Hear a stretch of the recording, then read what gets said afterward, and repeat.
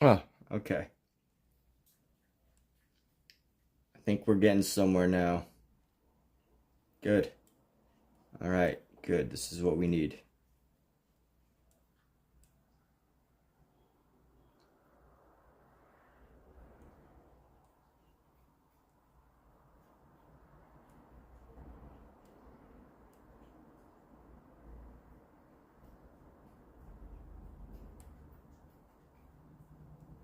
What the heck?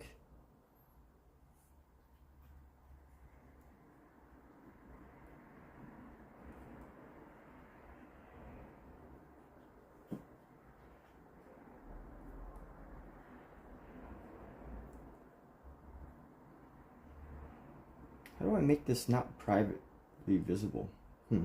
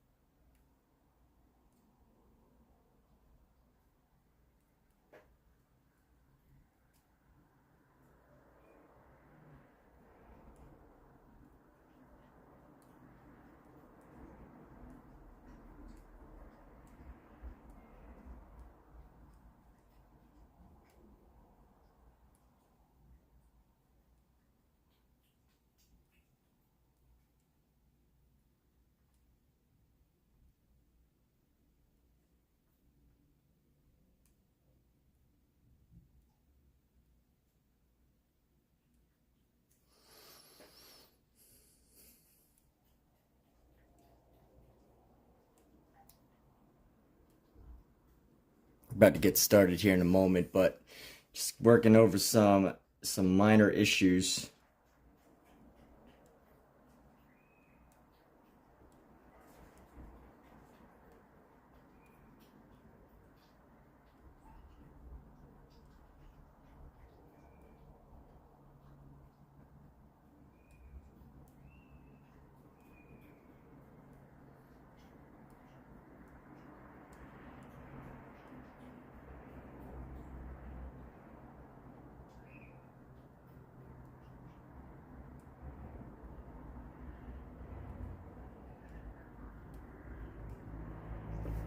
All right, we're gonna get started here, as I've spoken, like as I mentioned.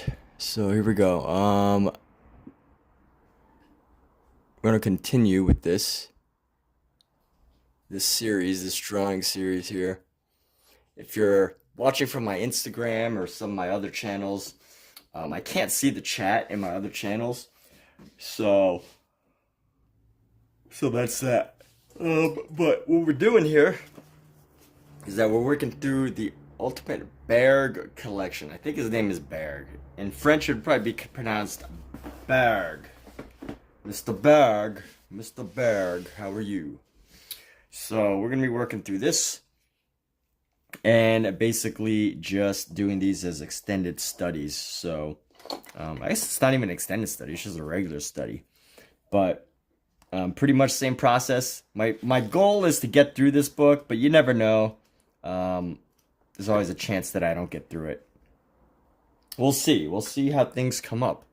But it's one of those things where it's like, you know, you don't feel I think we live in a world, all of us live in a world where, we constantly seek the instant reward, instant gratification thing. And although we recognize that as just, as just scrolling, doom scrolling through social media, and when we doom scroll through social media, it's that hit of instant reward, instant satisfaction. But I guess what I want to get at, that maybe I don't realize sometimes, is if I don't see the results right away, right? Like if I can't tangibly use this beyond, for like my tangible use this, if I can't see like how this will benefit me on every single daily basis, it's kind of it's one of those things where you really just have to find the excitement in drawing, which I have. But you can lose motivation. The reason why, as far as doing this series goes, you know, trying to stick with this entire book series, this entire collection, you know, it's hard to see because I know some of this is going to go into the trash. Some of these are going to be saved. Some of these are going to be sold. But at the end of the day, you know, just doing it, me being human and all, sometimes wondering, oh, what's the point of this? You know, what's the point? And definitely, as far as art goes, I have my reasons, right? Of course, you want to get better at drawing, but you know, as a human being, a living human, breathing human being, you gotta find that I have to sometimes check myself to, what's up, Michael? What have I learned? LOL. You get fight or flight syndrome. What's going on? How you doing? So I'm sharing my thesis, my personal thesis on the dopamine hits in modern society and how I'm experiencing it with staying motivated for this project. Because earlier I said that I didn't know if I was gonna, you know, I don't know if I'm gonna do this whole book. And although I want to, there is definitely a level of commitment required. And sometimes I think it's trying to figure out, like, what is it that is going to be the reward for this, right? My personal reward is getting better at drawing, getting better at artwork, all of those things. And just remembering that those are some important things to me.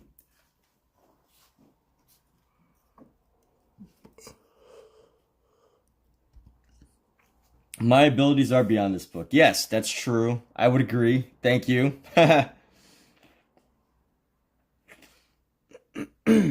But I really do like it, though. I really do like the ideas that are presented in this book. I really do like the design and everything. So I'm not opposed to what happens in this book.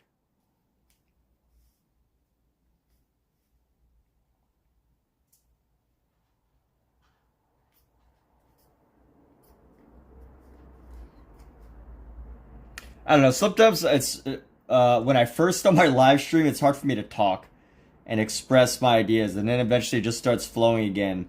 So if my intro seemed a bit rough, that's why. First words of the day. Not really. It's not really my first words of the day. I've had quite a few words today. But, you know, it's like a baby learning to talk again. Like a child. Alright, so here we go. We're gonna go around like that. I built it. Michael Wilbur, look at this Michael Wilbur with a pep talk. Thank you. Thanks, Michael. My abilities are beyond what's in the book.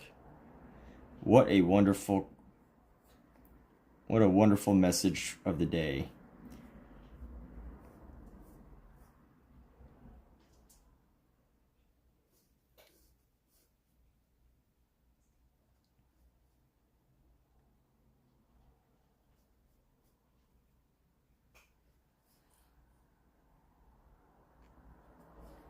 So going down, that's about right there.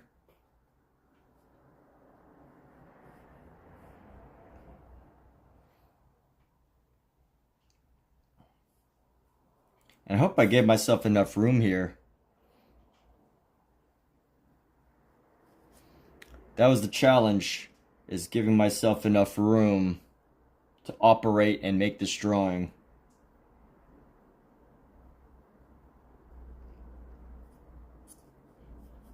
So Michael, what's up with you? What's new? How's it going? You enjoying your life? Are you enjoying the wonderful experience that is called life? You're going to start making your own frames cheaper.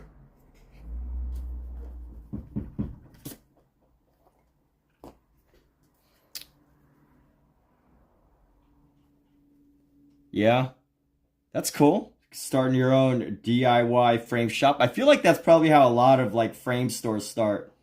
Is there's an artist who's like, hey, you know, I might as well just start a business making my own frames because I'm already doing it. And then they just become a frame maker. That becomes their craft. It becomes a viable business, and it just becomes a thing. Because I know a lot of frame shops that are owned by like artists.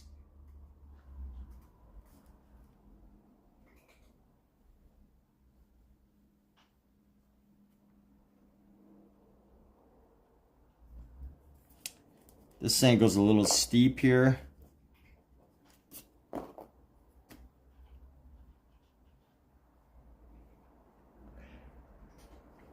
Just so how with like drawing, when you draw fairly small, even the tiniest like, even a 2 millimeter difference can mean such a drastic change. Starting to hang Thanksgiving cedar walls in a cabin. T/G. So that's Thanksgiving, or is that something else?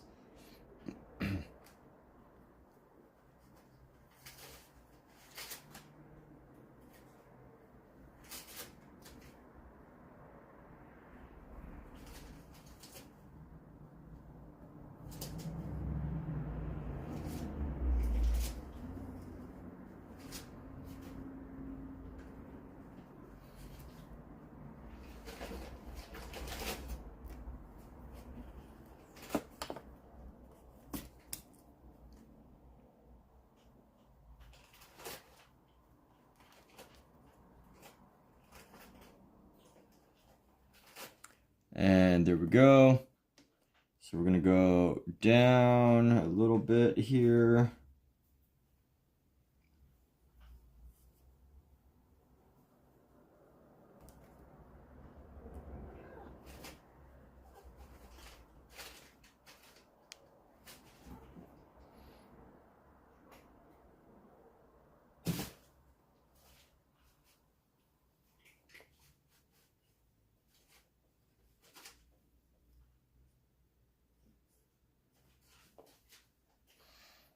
And let's see, we're gonna go right here.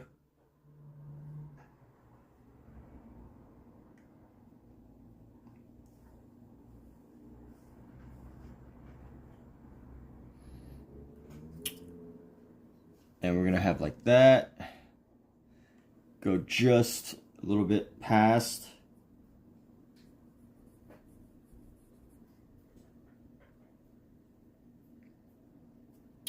And then we're gonna have a nice long line right over here.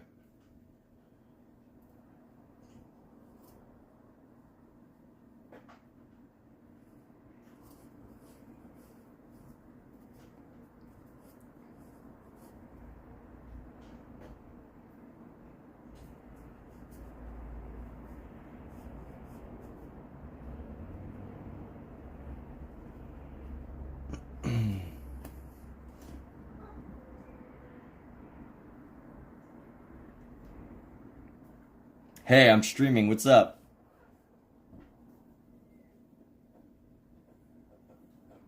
Yeah, she won't. She literally like won't take it. I'm just standing around for like 10 minutes trying to give her the treat, and she just refuses. Like she knows. It's I don't know. Like I put the dish I I put the dish down. I left the kittens in a bedroom for 10 minutes. Um you know, and just she just doesn't go for it, and I put three different types of treats in there. I try to mask the flavor. I put in her like obviously I could give her a whole, plate full and then just leave it on the top, but then you don't know if she eats it.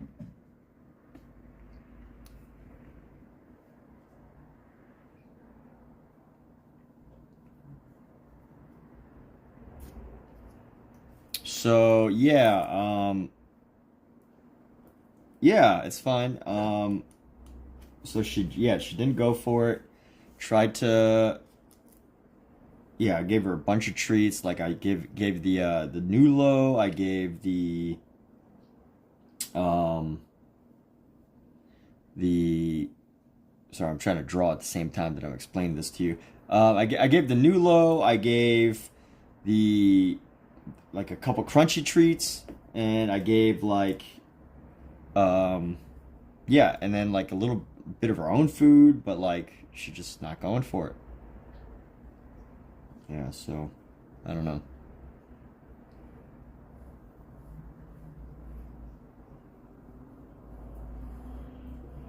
Yep.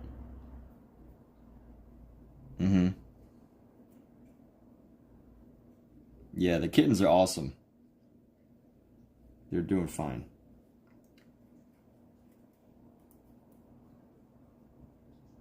Yeah. Yeah, I know.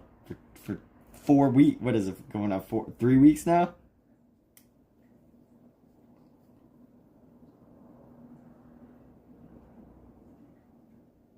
All right, well anyway.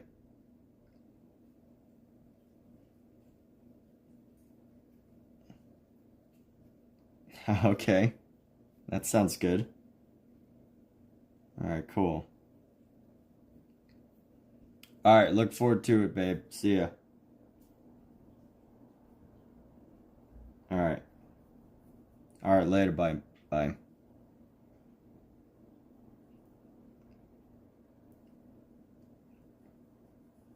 Obviously, I was calling my girlfriend babe, not you, Michael. Yeah, so one of our cats, she has like a thyroid issue. So they give her this medication.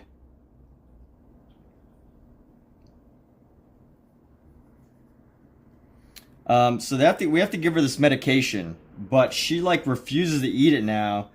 We have to like coax it into her, and um, yeah, and I can't just like pick her up and hand feed it to her. She doesn't go for that. She doesn't go for being picked up and hand fed, and she's also very tough to get a hold of. So all of those things together combined. All of those things together combined make it a very difficult situation. But she's an older cat, so you know she's getting issues now.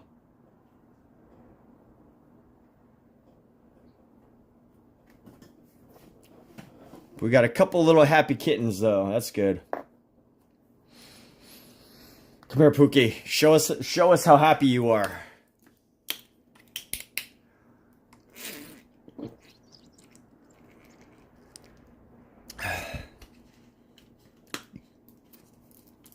So we do have a syringe, but she won't let me pick her up.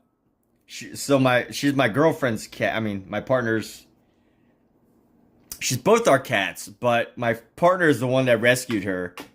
My girl, she's the one that rescued her, and like she's very. If I were to try and chase her around the apartment and pick her up, like I wouldn't see her for like 2 weeks.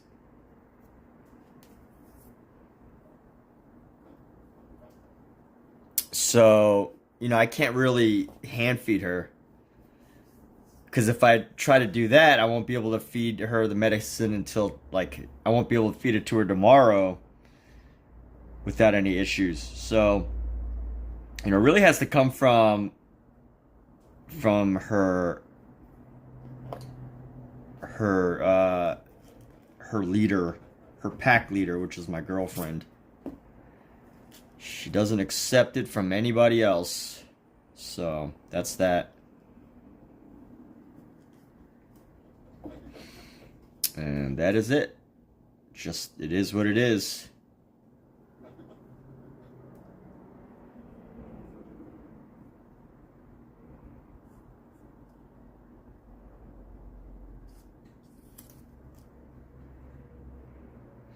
Alright, so here we go. We're going with some sketches right now.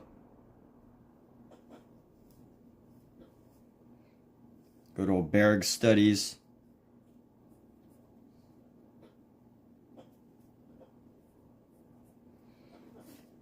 And where's this? That goes up to the middle, right around wrist.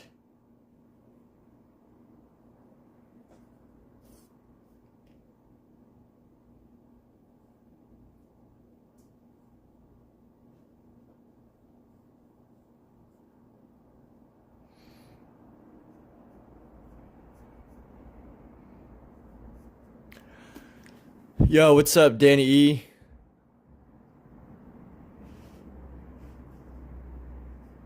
Yeah, let cat give the meds. Well, the reason why I was having trouble saying the partner, significant other, girlfriend, whatever, I had trouble saying that because I was trying to establish whose cat it was in my head, and I was doing the math. Like, okay, so she is my cat, but she's also not really my cat. And it's my girlfriend's cat, my partner's cat. So I was like trying to do all the math in my head. Like, you know, she's my cat. I take care of her. You know, I've ultimately adopted her, right? But she also, you know, doesn't respond to me quite the same way as she responds um to her owner, which is partially myself too, right? So there it is again. She doesn't respond to me the same way. So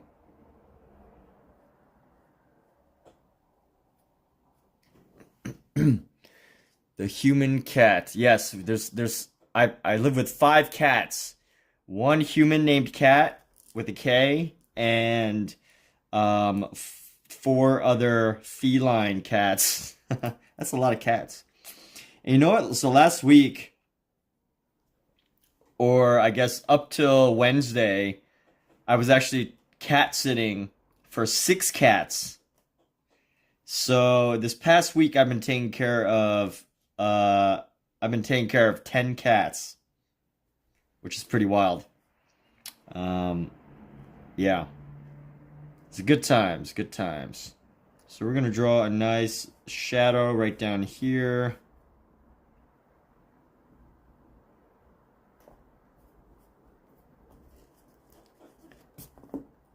Danny E, I adapted a girlfriend. Yeah, adapted a girlfriend, that's right. This is gonna come down right to this line. And then we're gonna come down, coming around now here.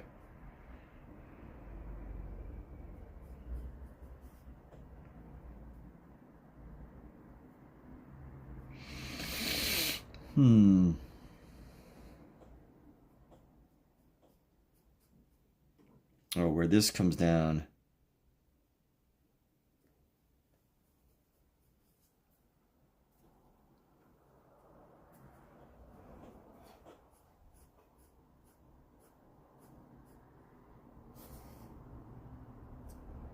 And here we go. Excuse me. I really wish I could see my Instagram chats because I usually can't tell if people are talking or not.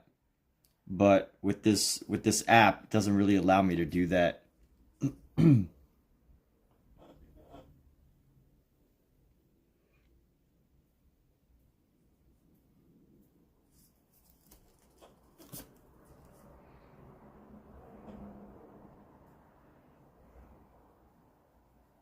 Y'all should see these kittens.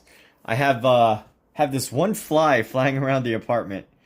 These kittens just love stalking this thing.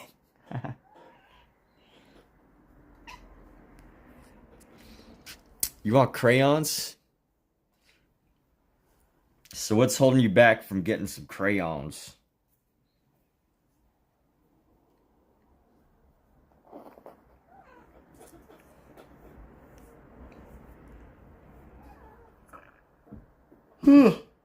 All right.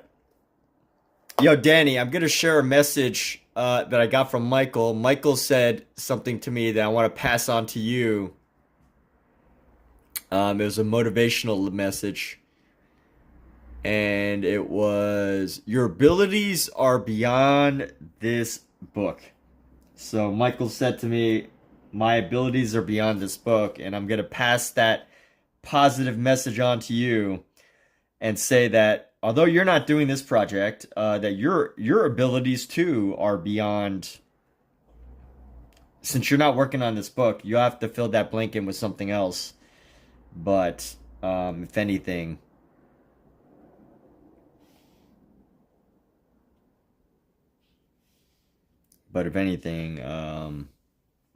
let's see. This is way off, actually. Yeah, my this section right here is quite off. I have to make some adjustments here.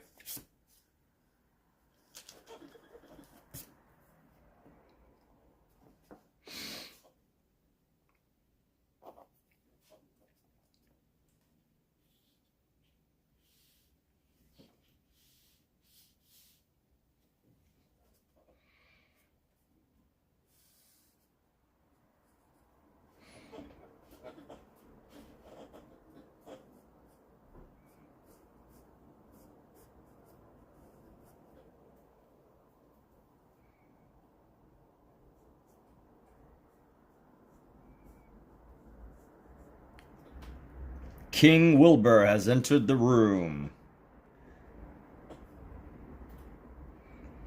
I say King. One time somebody came into my live stream and all they did was just say, "What's up, King?" and then they left. And for whatever reason, I'll never forget that message because, I find it just like obviously just unusual for people to just pop into a live stream, but like, it's interesting to be called a king, right? I never think to call myself a king. But why not? Why not call yourself king?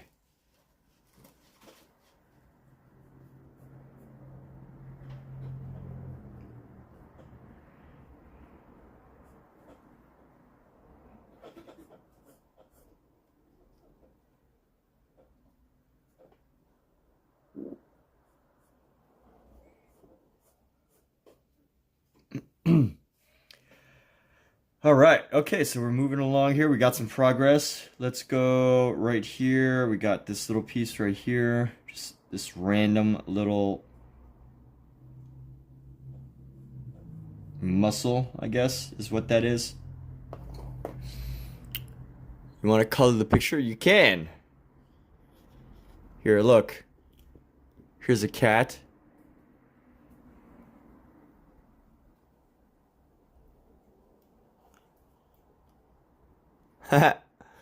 What is she looking at? Pookie, what are you looking at? She reminds me of an owl. Her head's always on a swivel.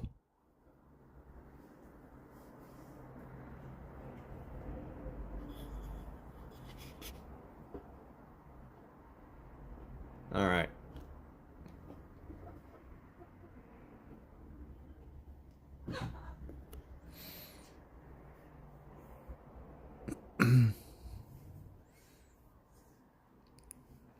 That's true. If someone breaks into your home and steals your art, that is for sure a sign that your art has value. Sounds like this is something that has happened to you recently.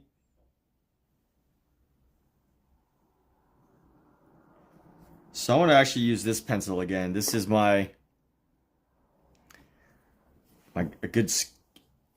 I want to use up this pencil because I know at some point I'm going to need this thing, and I want to use up the rest of it.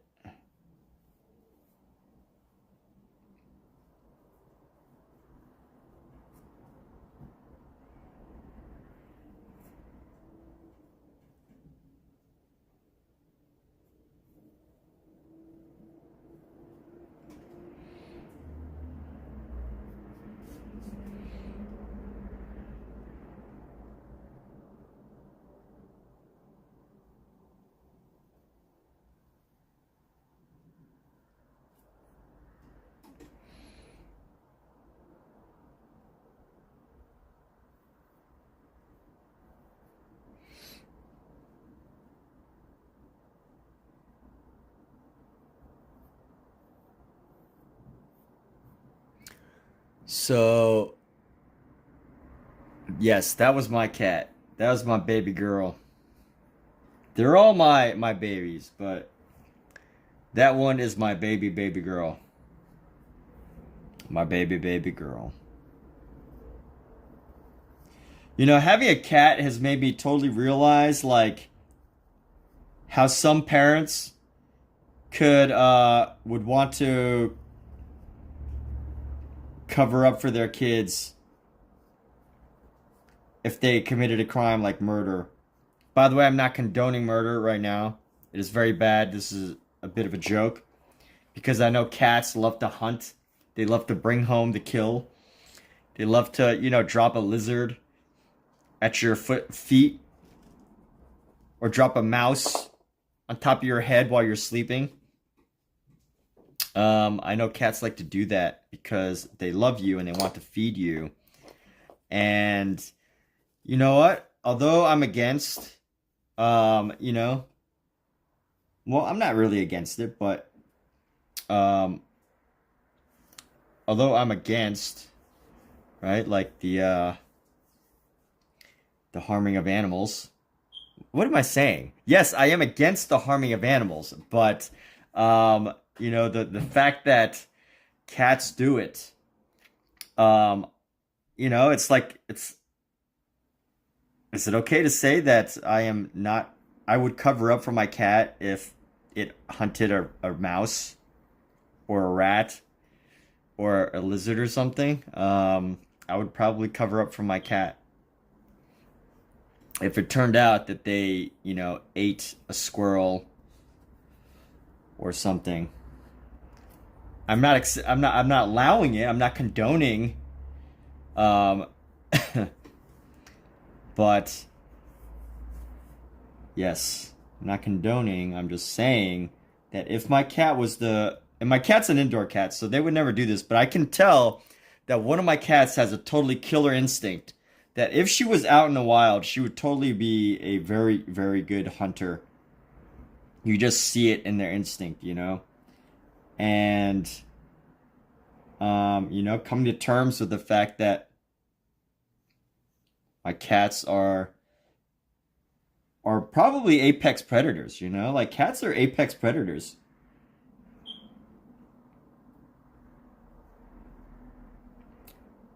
Like, cats are better hunters than most human beings. Yeah, all cats are killers. Exactly. That's what I'm trying to say. You know. Yeah, cats are killers. They are predators. They are the top of the food chain when allowed to thrive in the wild.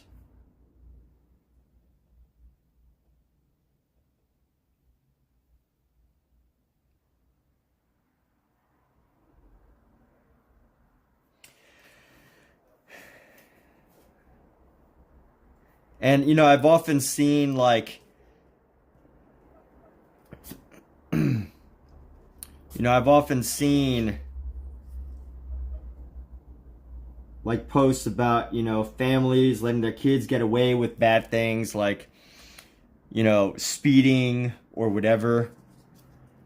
And I'm usually judgmental about it. I'm like, you know, that parent should be more responsible. The parent should be whatever. And now that I have cats, I'm like, you know what? I love these cats so much. And I can almost start to understand why a person would be like, all right, you were speeding. I'll cover up for you if I can. You know? I think that what I'm saying would work better on a stage as like a set for a comedy stand-up routine. So one day someone's gonna steal my cat joke about accepting that your cat is a killer and allowing them to get away with it. So anyway, who's gonna steal my joke? It's not a matter of when, it's a matter of who. Or it's not a matter of will it, it's a matter of who. Because it's such a good joke. I should be a joke writer. If it hasn't been taken already, this joke about cats being total, like, total apex predators, I don't know. So, comedians are not doing their job.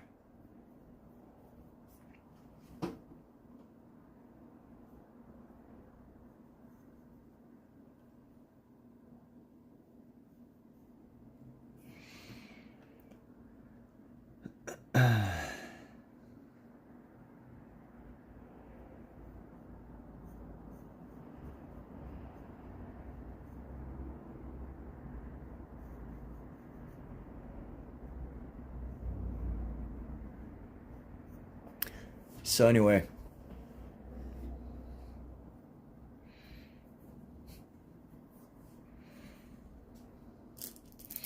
here we go.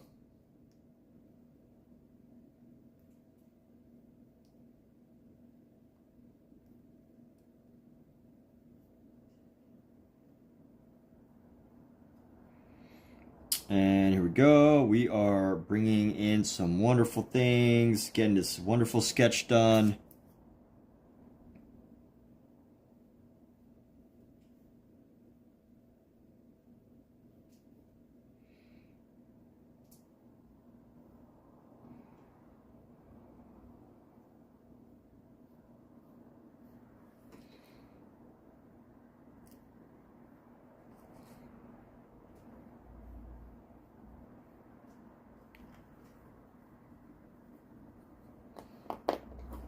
And here we go.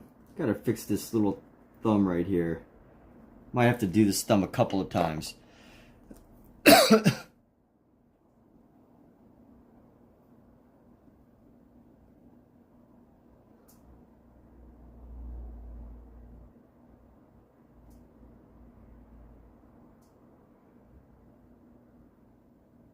There we go. I mean, dogs, you know, dogs need to hunt in packs. I guess lions need to hunt in packs too for like the biggest of prey. But cats, you know, they can hunt independently. They can live solo. They can climb trees and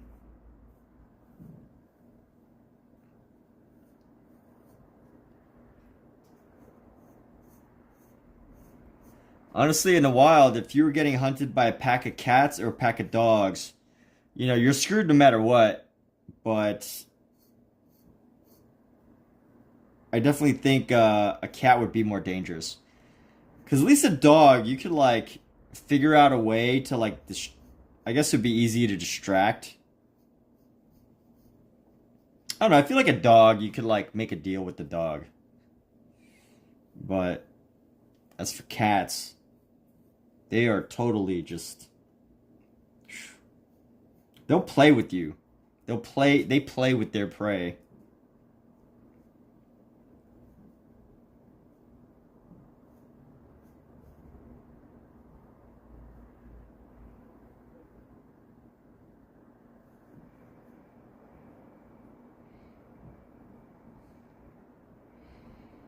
So here we go, working through this final section right here. Just getting this sketch in.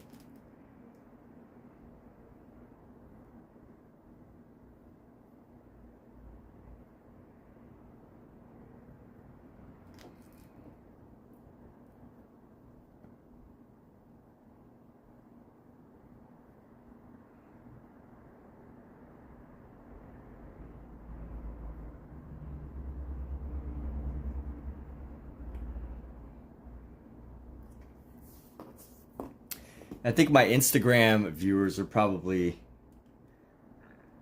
I don't know how to check on my Instagram stream. I can see my stream on Facebook, but I can't see it on YouTube. I mean, Instagram. Excuse me. But maybe it's for the better. Maybe it is better that I'm not live streaming.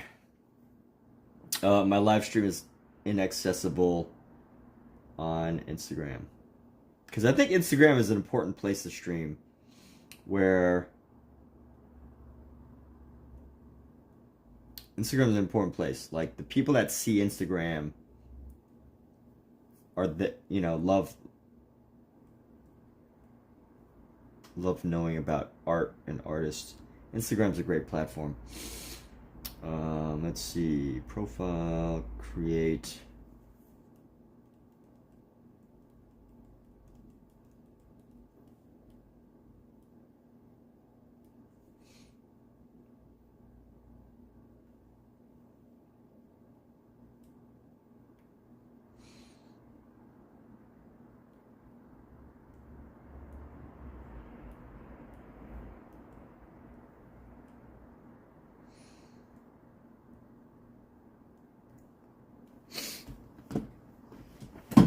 Alright, let's see how much battery I have left. I got 50% battery, so my other phone's charging. Let me see how much percent. 60%. Oh, that's plenty of percent. Alright. The other day, my live stream got killed because I ran out of battery. It didn't get killed, it just shut down, but obviously because it ran out of battery. Alright, let's see.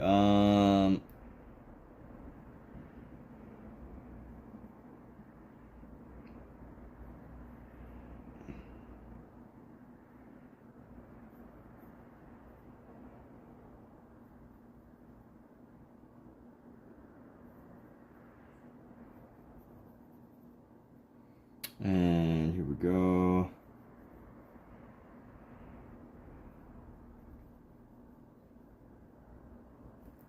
Let's bring down.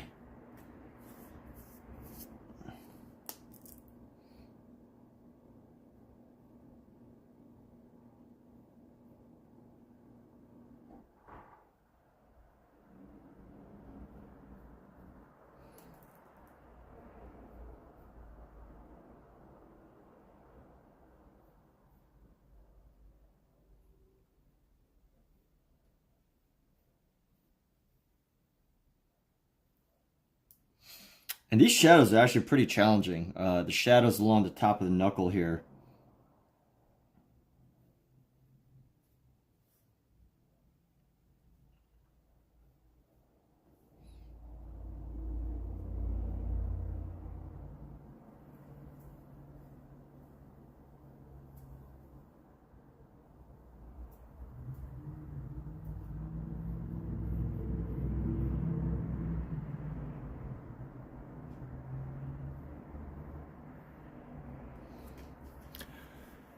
All right, we've got the general shape down. I like where this is at. I think we're in a good space now.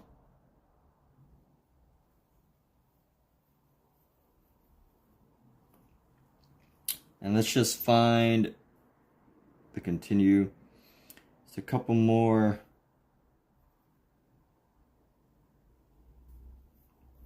Couple more areas here. Shape out our shadow.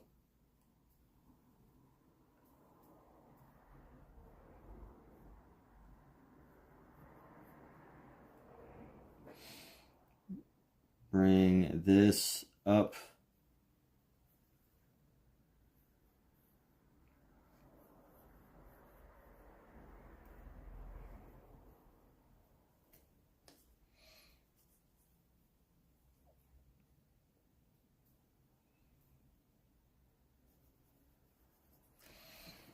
And let's go. Let's start some of the shading here. Let's get just some light shading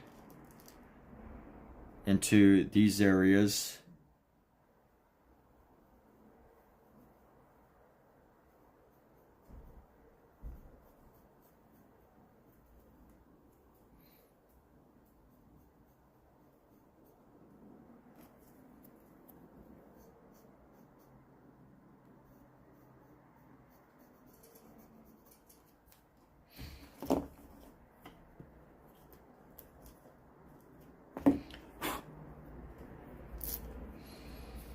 And let's find our shadow right into here.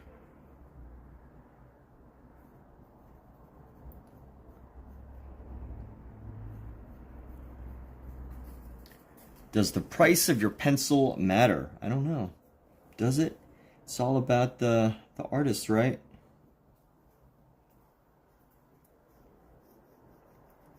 So I'm definitely like feeling a difference, a subtle difference between this pencil and my STAEDTLER pencils. And that's what made me say that statement. Does the price of a pencil matter? Because I know this is like a, cheap throwaway pencil that came with this little pencil holder. You know that they probably just picked a mass-produced pencil and just super, I mean, every pencil's mass-produced, but a super generic, standard, non-art pencil is my guess that they use for this quality of pencil. And the more I do art, the more I do realize that the quality of the materials definitely matter in art.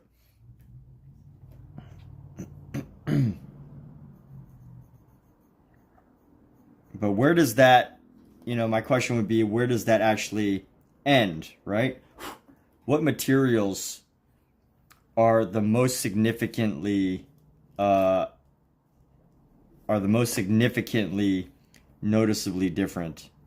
I definitely think paints are one of them. But what else, right? What else?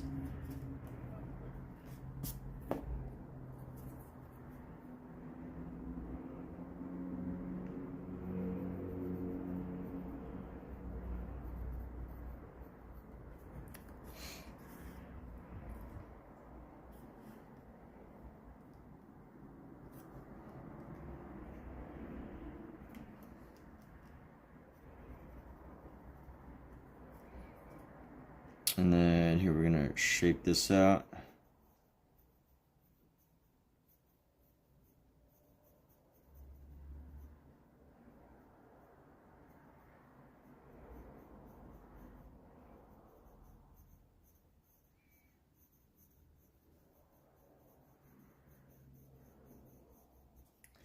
And here we go. The Bowinator. What's up, Bowinator?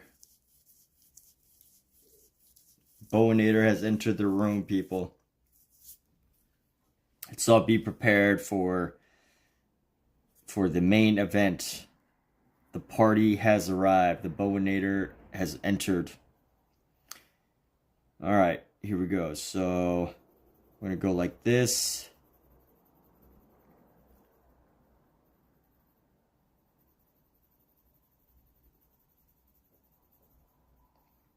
And I might even stick with this same pencil for the majority of this sketch here, or this drawing.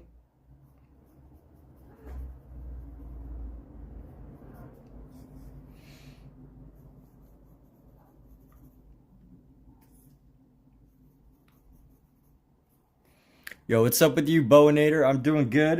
So this morning I did a sale from my garage. Only a few people stopped by. But, didn't sell a painting today, but that's okay. It's a little bit of like an awkward spot because I'm like between trees.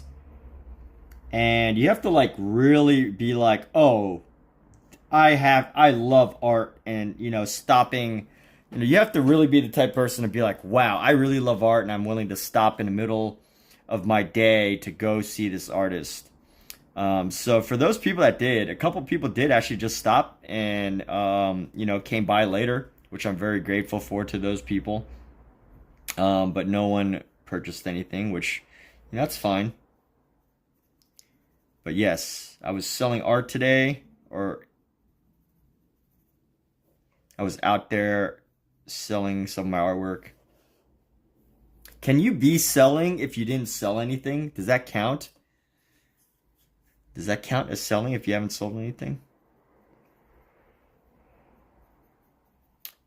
Anyway, that's a dilemma, but that's what I was doing this afternoon. So it was a good day. I liked being out and about. I was sitting there. I had my phone, and I was just sitting there. It was nice to just chill on my in my garage, like in front of my garage. It was nice to just do that.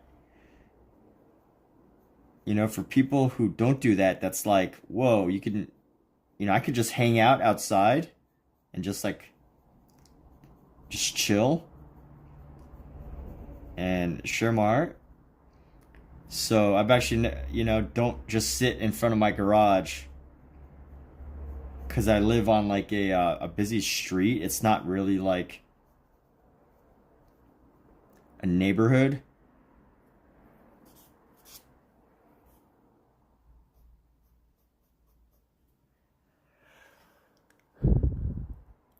You would have came down? That's awesome, Bonator.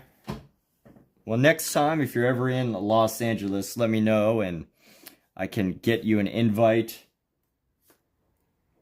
There was another big event today, too, called Freeze. And Freeze is the main event in Los Angeles.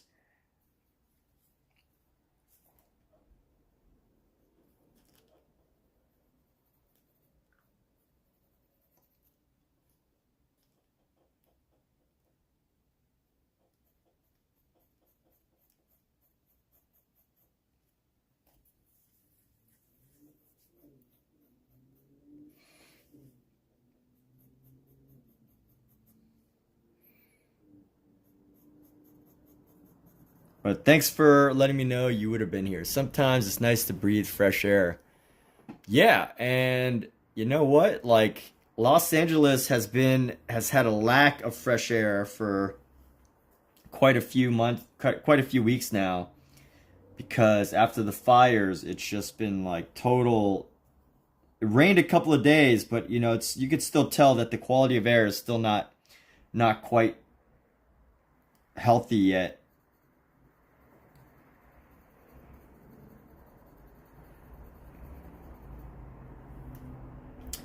So let's go down here. We're gonna go with our dark shadows, our deepest shadows right here.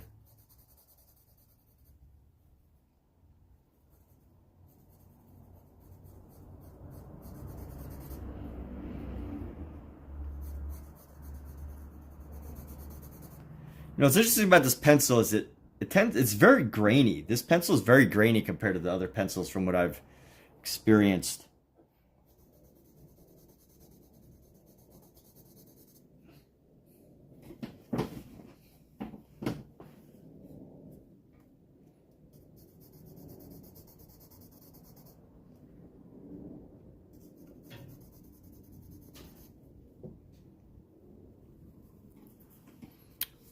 It's all good, dude.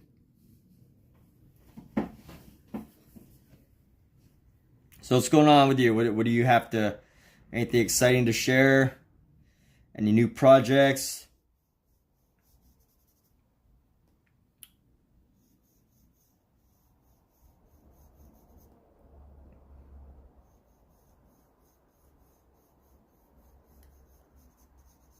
Are you have you gotten any picked up any new art lately? Collected? Anything like that?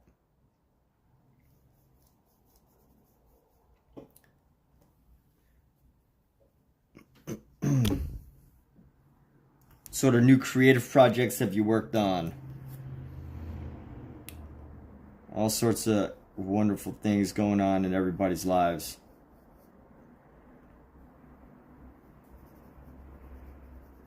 And here we go. I'm going to come around.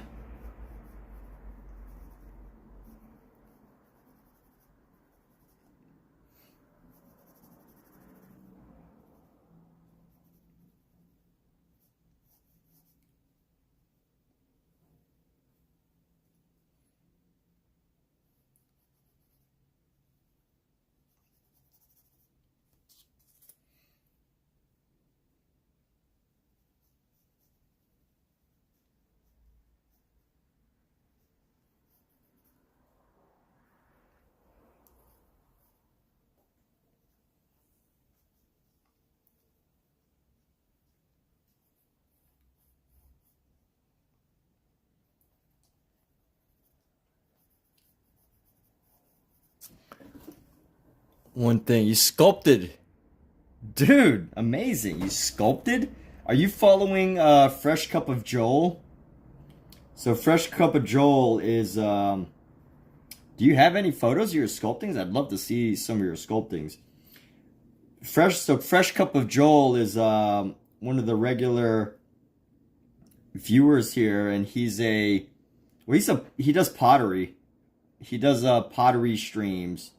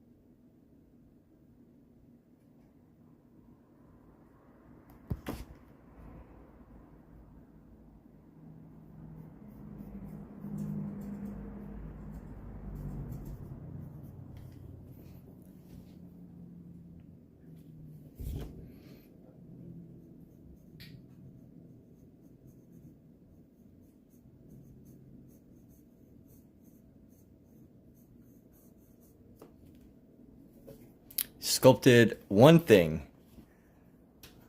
Well, wasn't really thinking that you'd, sculpt 100 things.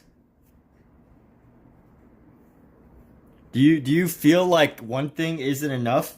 The way you phrased that, made it seem as if you felt like you wish you had done more.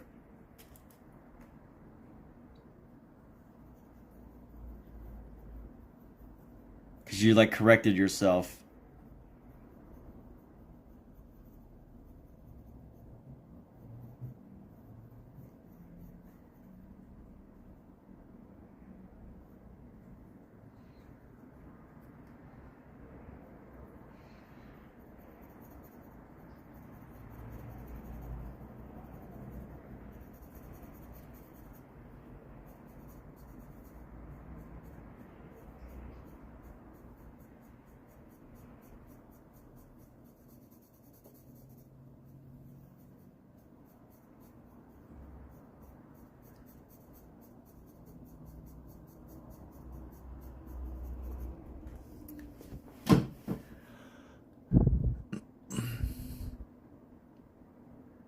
Oh, you think it was just enough? Fantastic, man. All right, good to know. All right, this pencil, we're going to keep working this pencil to the bone. We're going to grind this pencil. I'm going to grind and grind this pencil until we can't grind it no more.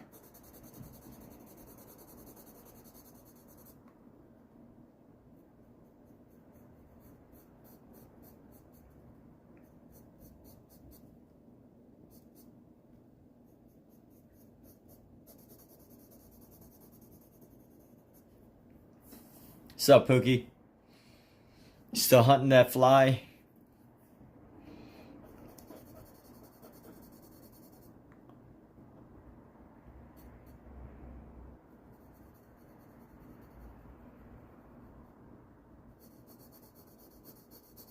It's Saturday, people. Saturday is a wonderful, wonderful day because although most of my days tend to pretty much blend together at this point, I think Saturday is an awesome day.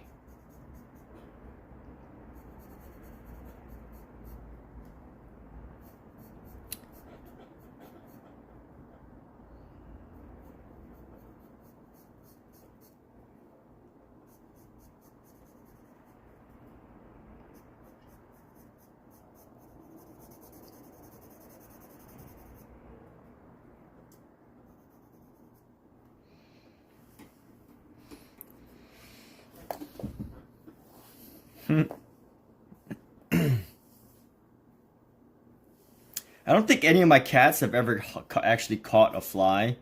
despite all the hunting that they do.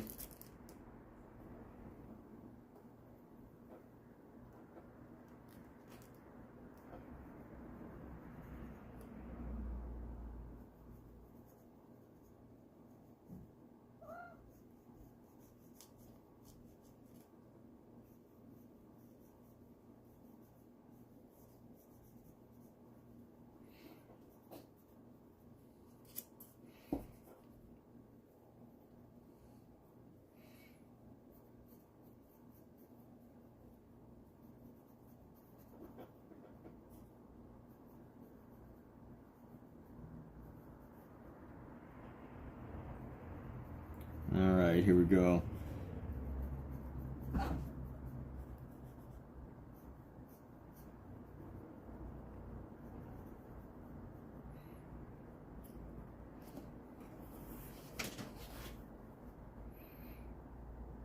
And you know what? I think this line could go up a little bit.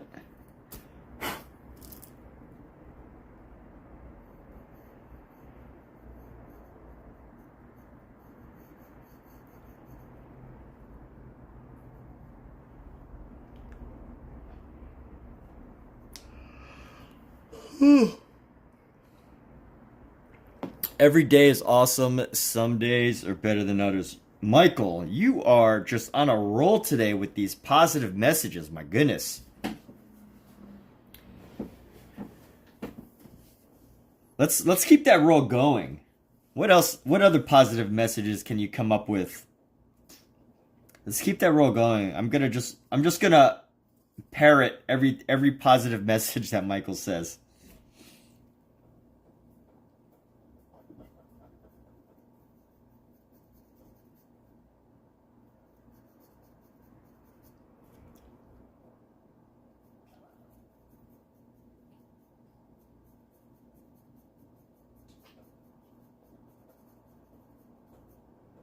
These positive statements.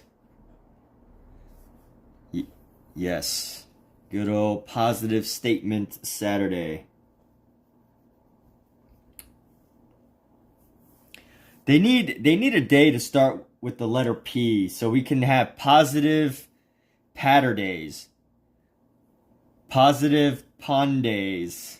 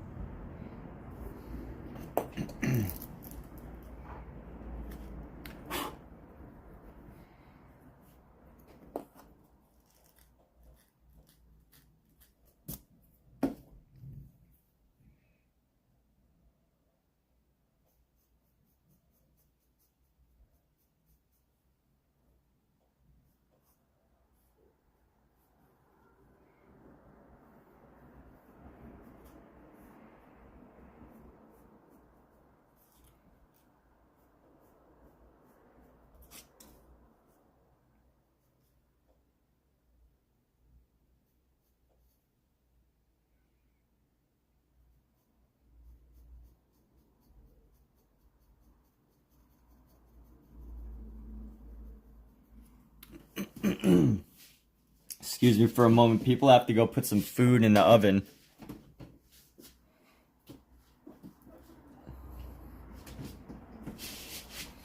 And hug my cat. I need to hug my cat right now. He needs a hug. You need a hug, right, boy? Mwah. Yes, little kitty hug.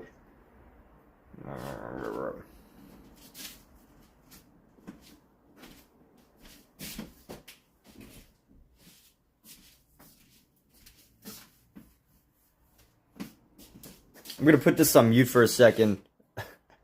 I need to put this on mute for. Be back in like 3 minutes.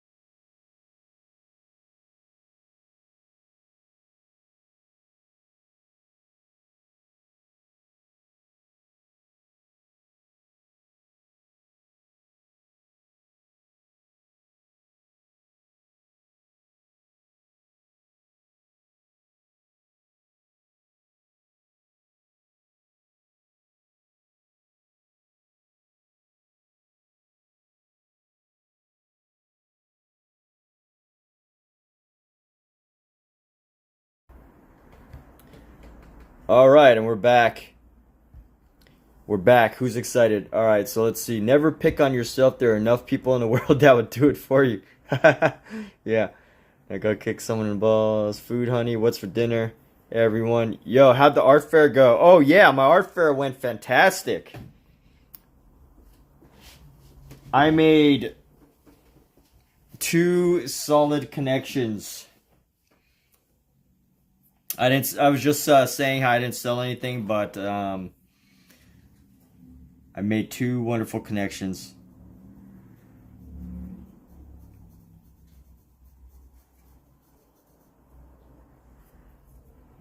And let's see how we can...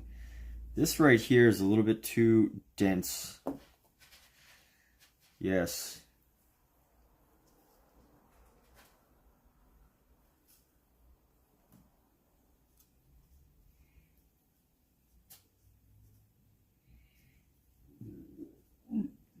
Ooh, excuse me, I got...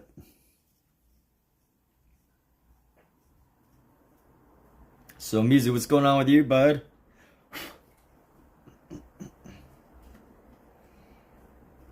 Thanks for commenting on that photo. Obviously, I had to hold my own freeze, my own version of freeze. Something I gotta do. This bicep is unusually... Bicep's a weird size. Let's keep going. So I got their contacts. Yeah, well, they got my contacts. I got their contacts. You know, we're connected on Instagram now.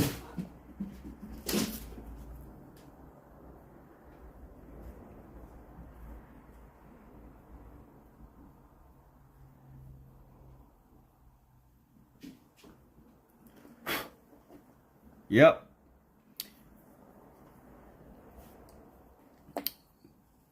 My collectors.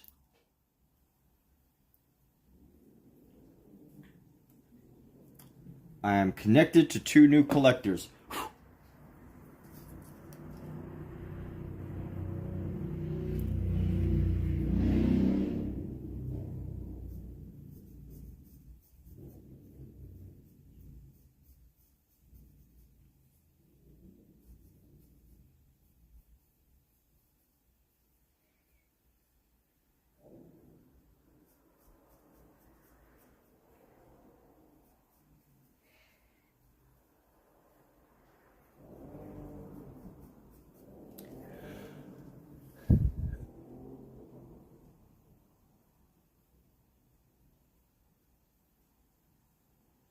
Draw a face on the back of the hand. Oh yeah, let's draw a... we could definitely draw a face on the back of this hand. Yeah, man. I think in total, setup and takedown, you know, to bring all the stuff up and down from my apartment was like... Probably took like an hour altogether. 30 minutes down, 30 minutes up.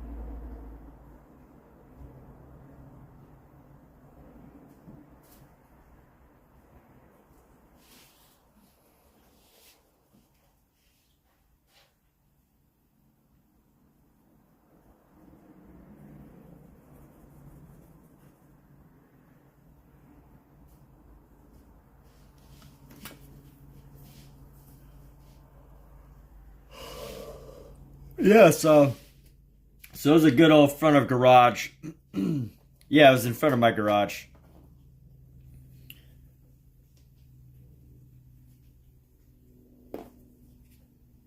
It was the front of my garage.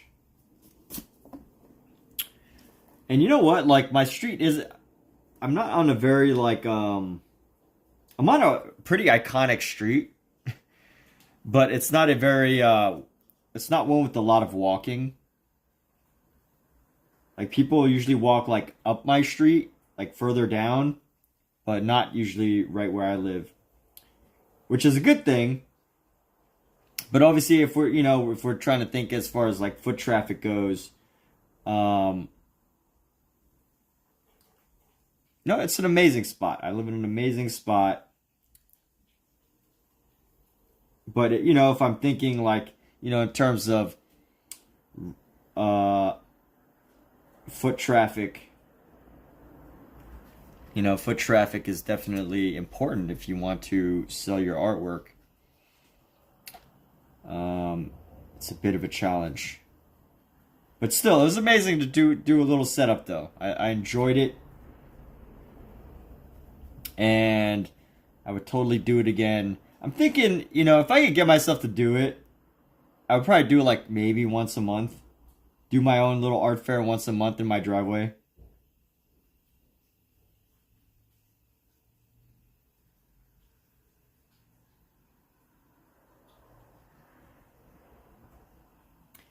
I might have to do that. An art fair, a driveway art fair at least once a month.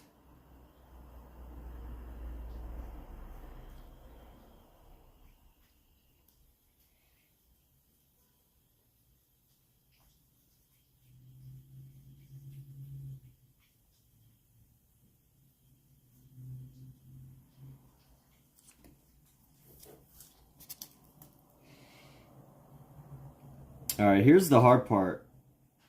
So we're gonna have to...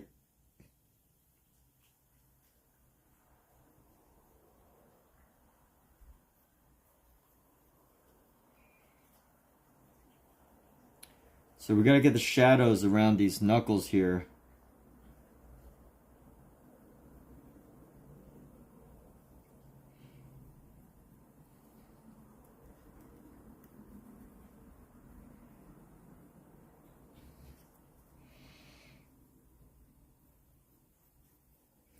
Yeah, not on the beaten path. Saw in art news that Santa Monica was hosting their own little micro art fair during LA's freeze. Oh, I didn't know that. Need signage or wear a costume, hit the corner with a sign to attract people. Dude, yeah, you're right. Maybe I'll have to do that. I don't know, it's my first one, so I'm still trying to figure out, like, logistics.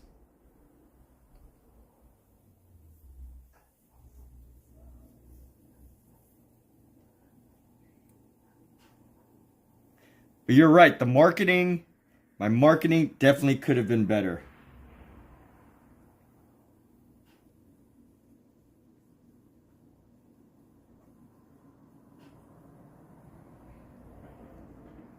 My overall marketing efforts were very minimal.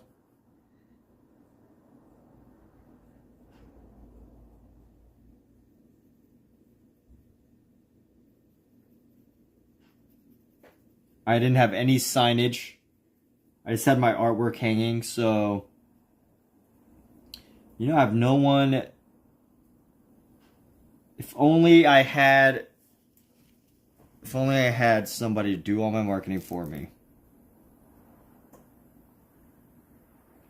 Yeah, there's a lot of wonderful ideas.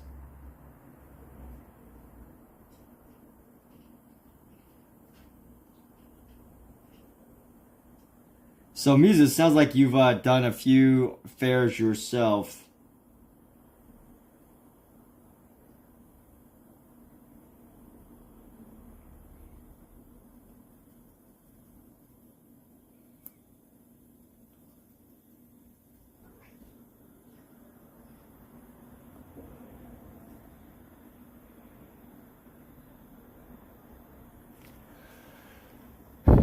Make a costume with canvases. Good idea, good idea. I like that. I like the ideas. Keep them coming.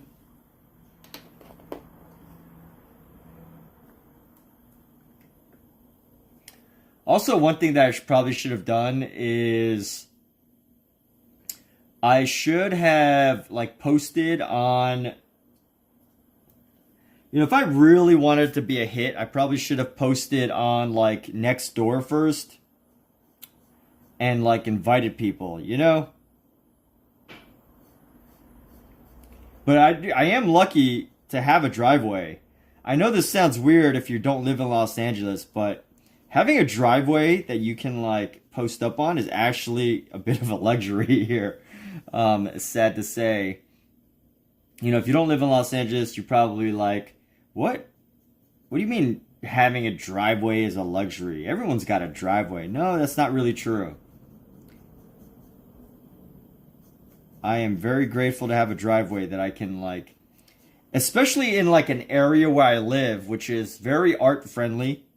There's a lot of animators that live here, a lot of, well-known figures in Los Angeles. So where I live, it can be pretty busy, and it is, I would actually consider it a luxury to have a driveway. And although it's not a real driveway, my driveway is a shared driveway. It's like an apartment driveway. I do, fortunately,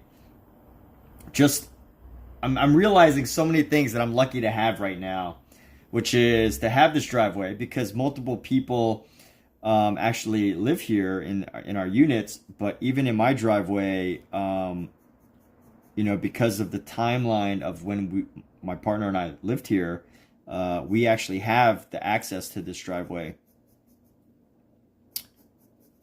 So many wonderful things that I can be grateful for that allow me the opportunity to be able to, do this where I live.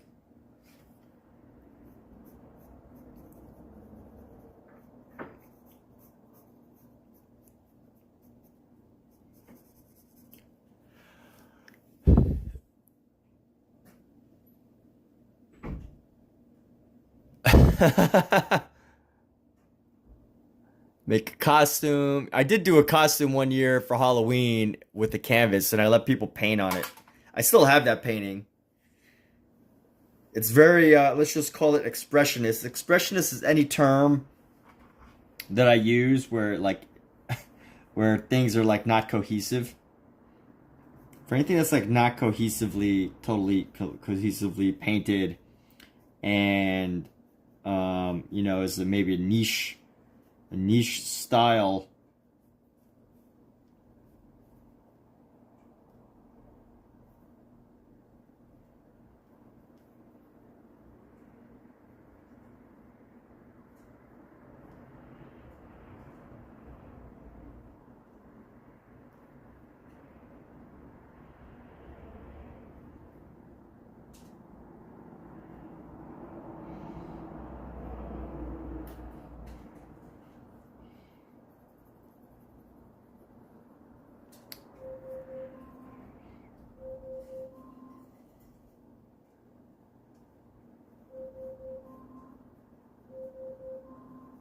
Alexa off.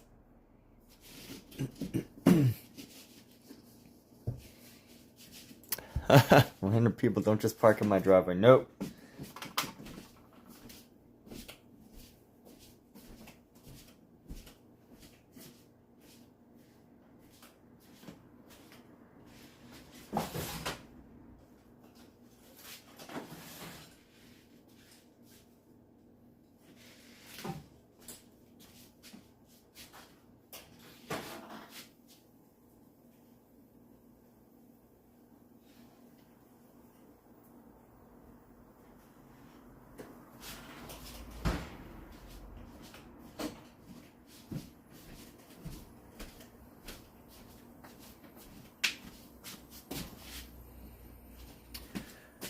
All right, so wonderful people, wonderful viewers of my live stream, wonderful, amazing guests I want to say that I have some news. I'm going to put this on mute because I'm going to eat, but I'm still going to be here drawing. I'm just going to mute it so you don't have to hear me chewing Totino's pizza rolls.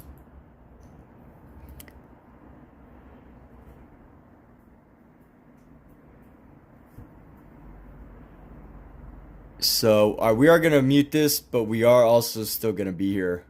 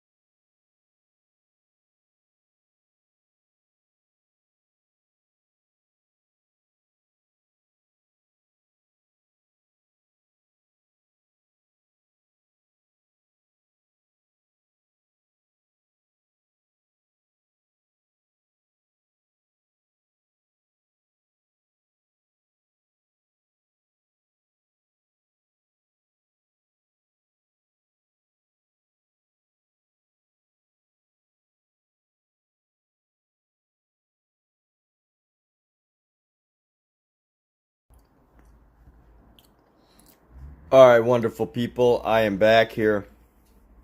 We're back. Just had to finish up some dinner, but I mean, we were. I was still here. I just couldn't. I just couldn't talk, and I didn't want y'all to hear me chewing for the past 10 minutes. So, I'm trying to save y'all the earache.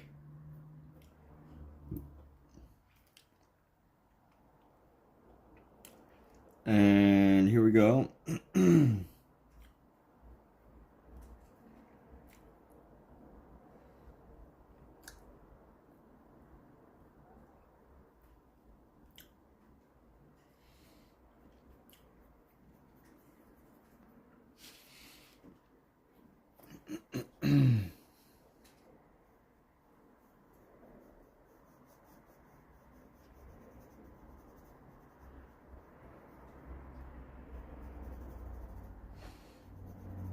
Every time I like rest my hand on this paper, it spreads all of the pencil everywhere. I guess I don't really know what to expect. I guess or what I should have said is I should know that that's what I should expect. But for whatever reason, I keep getting surprised as to how much more this continues to spread compared to what I expect.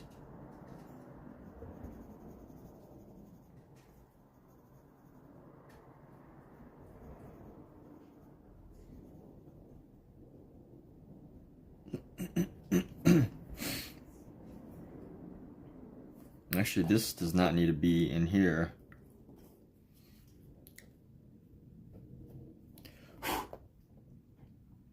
So how's this looking? I think we're looking okay.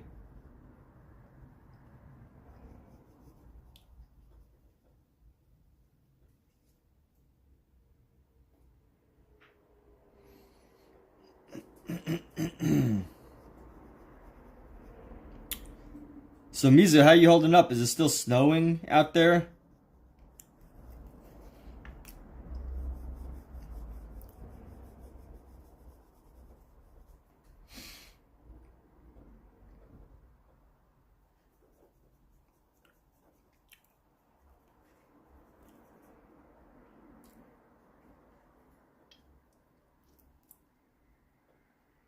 Mizu, what's something that your cat does that makes you like worry about them?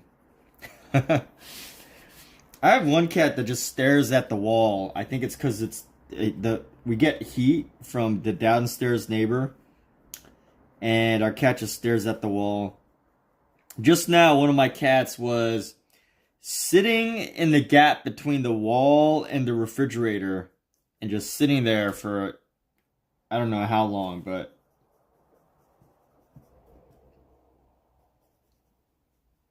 I was concerned. It raised some concern in me. What are the people in my drawing? Oh yeah, so I shared this the other day. So I did these sketches on Reddit Draw Me, where you go on Reddit Draw Me, and basically people post their photos to get drawn. And so I did that. I did this one guy, but then a couple months later, he reached out to me. He messaged me, and he wanted me to do a special piece for them. So Reddit Draw Me, technically you're supposed to, you do it for free.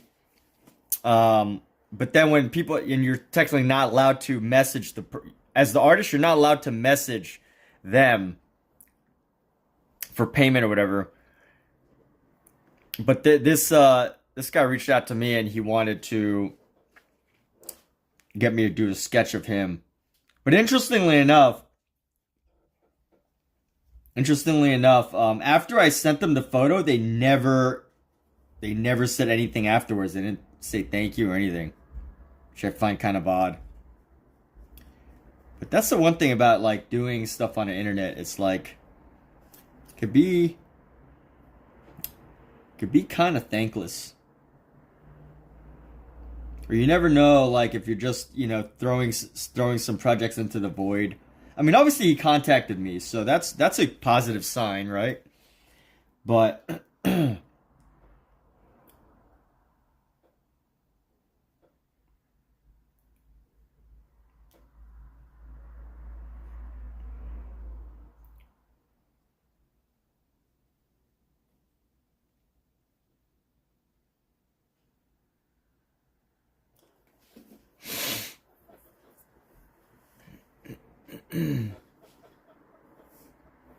our orange cat Marlowe goes around crying out real loud just randomly.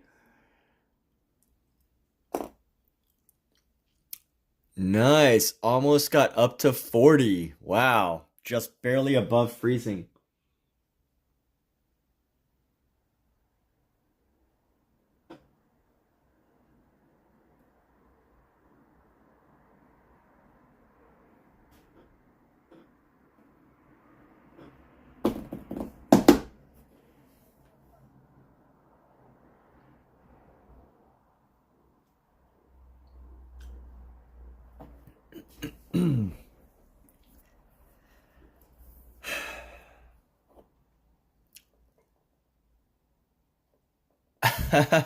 She gets into fits. She just gets into fits and just starts talking. I swear, if cats are just like one evolved vocal cord away from, one like genetic vocal cord mutation away from becoming talking animals, because, or from like talking more, because I swear sometimes my cat will just say stuff. And I think dogs do this too, but I don't have a dog right now, so my only sample is a cat. But I think cats are pretty much like one evolved vocal cord gene away from becoming talking animals.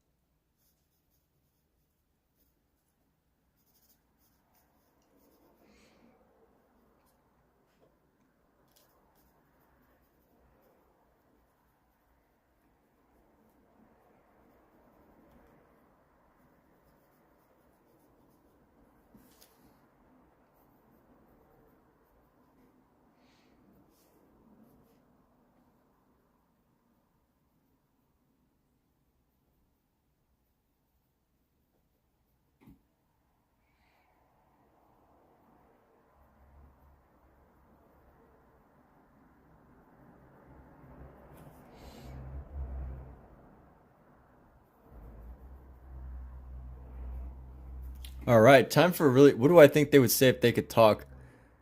Oh, I do that all the time. Um, so anytime my cat like does something, my girlfriend knows this, but I'll like project, I'll like speak for them. So, I can't think of an example. Like, I'm really good at doing this in the moment, but I can't, like, make it up. Uh-oh. I've lost my favorite pencil, which is my 6B pencil. And something tells me that it's right under here. I was gonna say one of the cats stole it, but they didn't. Blame everything on the cats. So, I think they would say things like wake up. And they have a nickname for us. I think cats have nicknames for us. Like, wake up, slave. It's time to feed us. Wake up, peasant. No, I don't think our cats are quite that rude.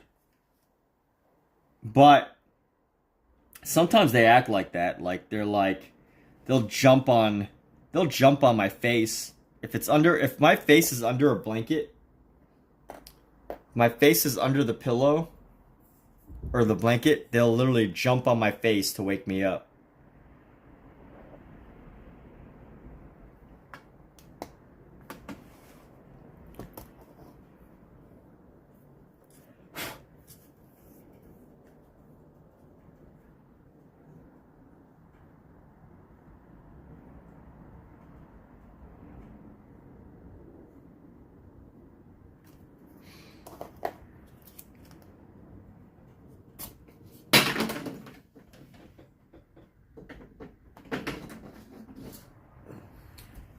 Or they'll be like, hey man, it's time to clean the litter box.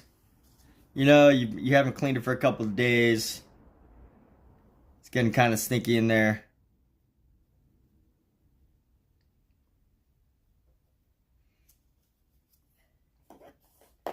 Yeah, cats would say stuff. Cats definitely are just a genetic vocal cord mutation away from talking.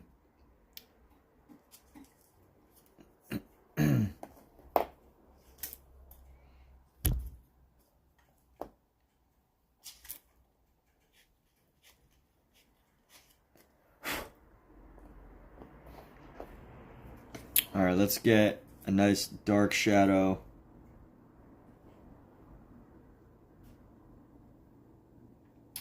Or it's like, hey man, if you don't play with me right now, I'm gonna knock all your crap over. Like what they're doing to me right now. This one's sitting here. And I think he's like, look at this. Look at that. Look at that paw.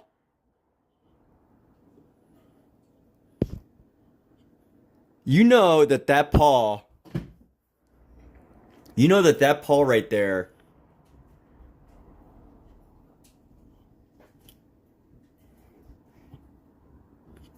he's just waiting for the right moment to knock that thing over. Right, buddy? You're just trying to find an excuse to knock it over. This little jerk. Huh? I know what you're trying to do. Now he's trying to play like Mr. Nice Guy. Look at him. He's ready to knock over the water bottle. Is that you? Is that what you're trying to do, bro? Huh?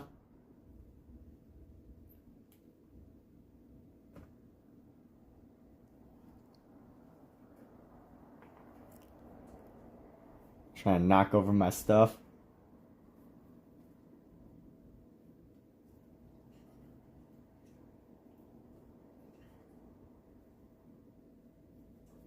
Give me those pets right now.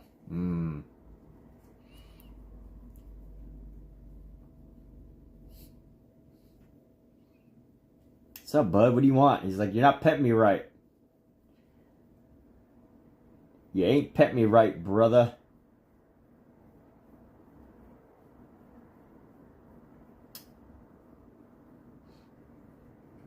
It's like right here. Scratch on the nose and then the face.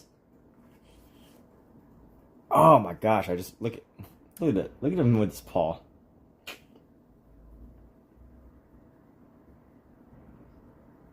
If you don't have a cat, you should get one. You should rescue one. But you know what? So I have this theory that a lot of people who are obsessed with dogs, who don't love cats. Because how can you not love a cat, right? Unless you're allergic. But how can you not love a cat? But I think people who don't love cats are people who probably had bad experiences with cats. And that comes from because so many cats are rescued. And they were rescued from being feral, or they were found on the street. And you know, the most formative days, weeks, or months of their life were totally, ones of survival. So they don't always become, the best adult cats. And I think when people have experiences with those cats, it can kind of turn them off compared to, say, a dog. But I think with you know, if you're able to raise most cats, that if you raise them from from kittenhood, I think the experience is totally different. But like dogs, you kind of like train the, no, maybe not. Maybe that's not the case. Dogs, you kind of like train the rescue out of them, I think. But cats are a little bit harder that way. So yeah, yours call you suck a fool. Yeah, exactly. What's up, suck a fool? No, I never saw Red Dwarf. What's that?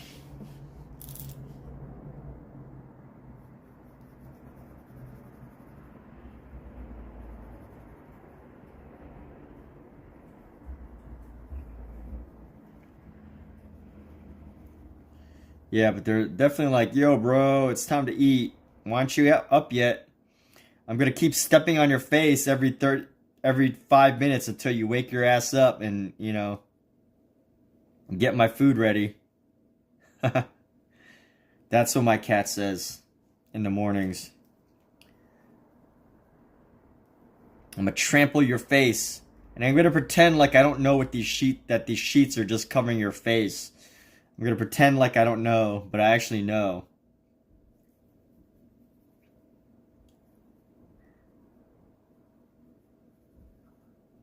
Like, you know, it's time for breakfast, bro. I've been waiting 15 minutes for you to open your eyes. It's time to, you know, time to get up and get at him, dude.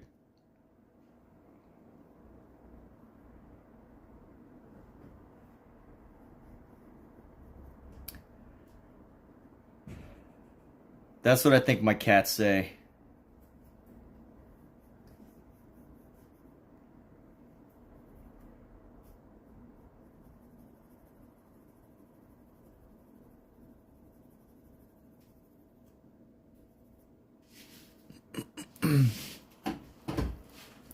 All right, now the bottom has to be a little bit darker here.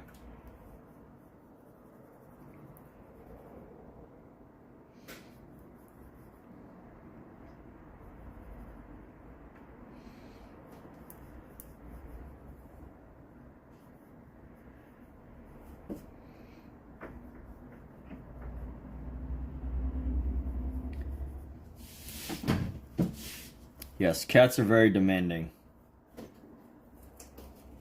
Wake up, sucker fool. It's time to play. What are you doing, sucker fool? Yeah, that's a good word. I actually use a much stronger word when I try to describe what my cats say, but I can't say it now because of YouTube's profanity filter.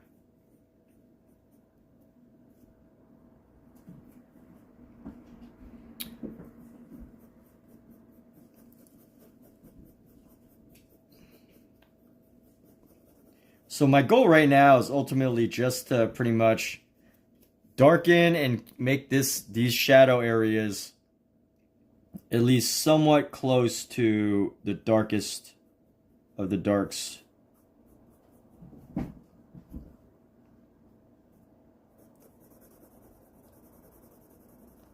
Like this space, I should just use like a black. I should invest in some colored pencils and just use like black colored pencils or something one day.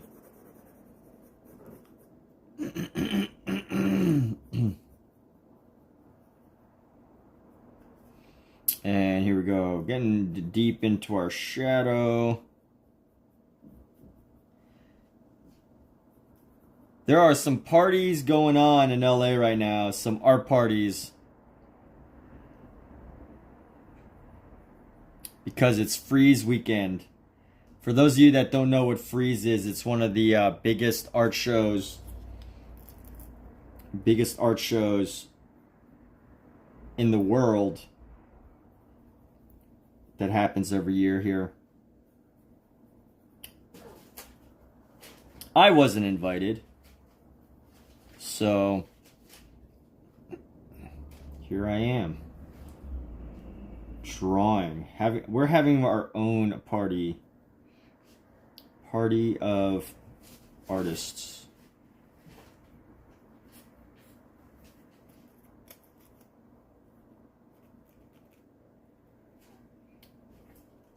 Although, you know, I'm sure if I wanted to, I could probably find a party to go to. It's just, I don't know.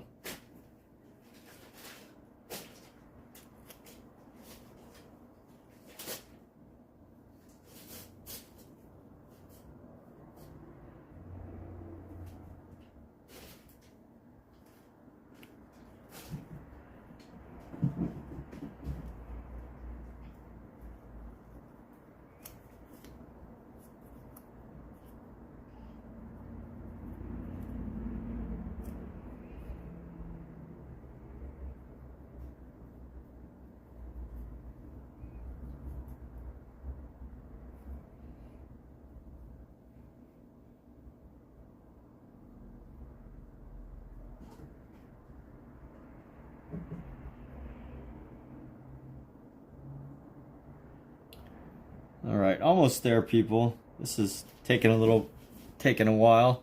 I think these are only going to get longer. From the 80s, there's a humanoid cat that is the best character. I'm gonna have to look it up. Shows with cats can only be good.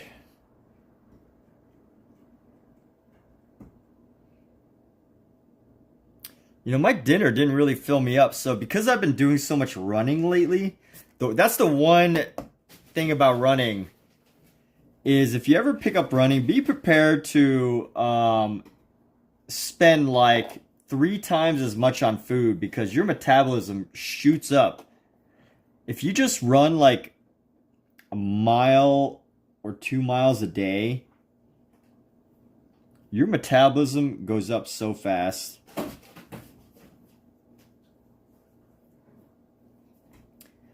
I could definitely see that if I run consistently for like a week, I mean, my body transforms pretty quick. Let's see how this is looking up close. How are we doing?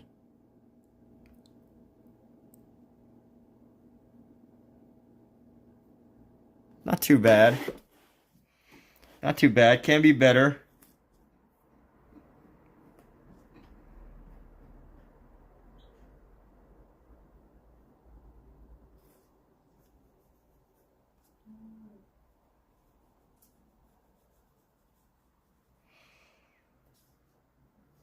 And we're gonna just go that. I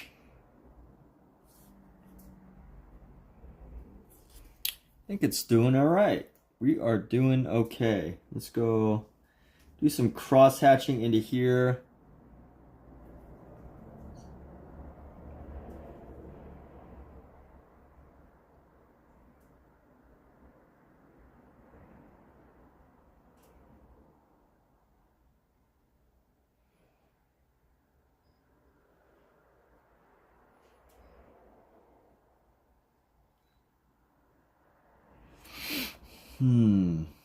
Let's see. This one needs to round out a bit.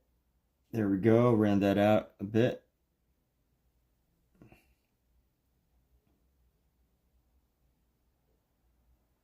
Curve that knuckle. And let's see. This will go up. That'll go like that. That'll go up at an angle a bit more.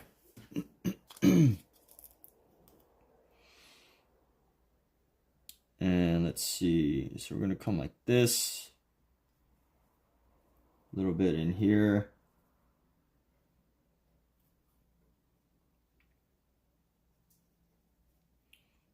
And there we go. So I'm going to use this the eraser to just dab into some of our spaces a little bit. This helps to like give it like a, honestly, this is, I've never actually, I never heard anyone like describe this the way I do. But you know, I just kind of like dab around just to soften some of the edges a little bit, make the edges feel a bit more natural. That's my only goal with this dabbing process.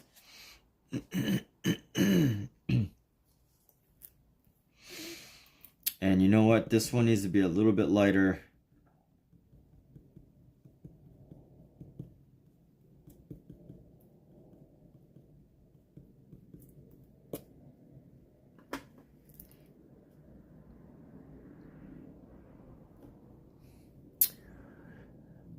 And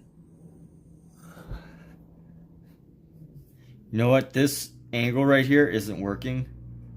This goes straight. You know what? Yeah, you know what? This could come down just a little bit right here.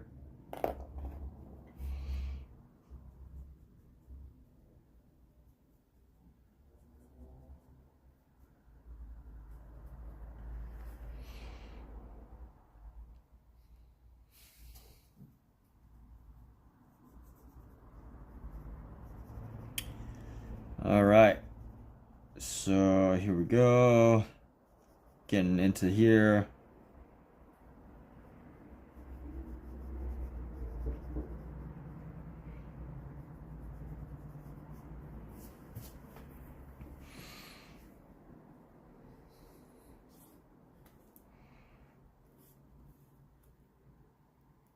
And let's see, where else? I really like these shadows, like right here. They really add a lot, but you know what? We have to delete this. Delete and delete a little bit.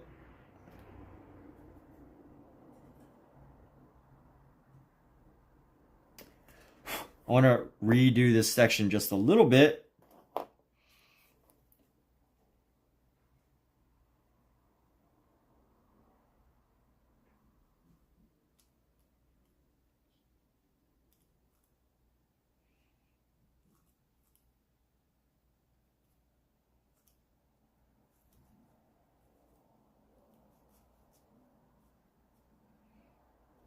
And then gonna soften this edge a little bit.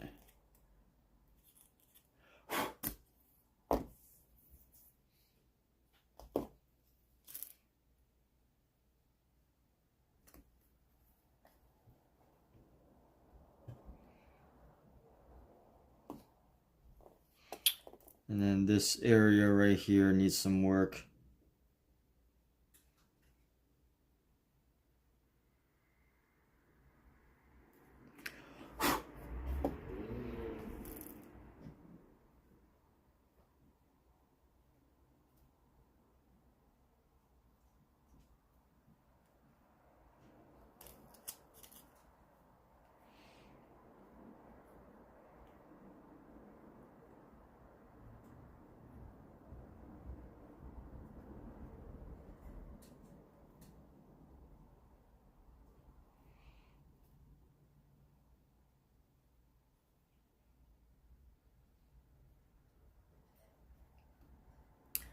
Okay. All right, I like where this is at. I like where we're at here. Just a couple more details.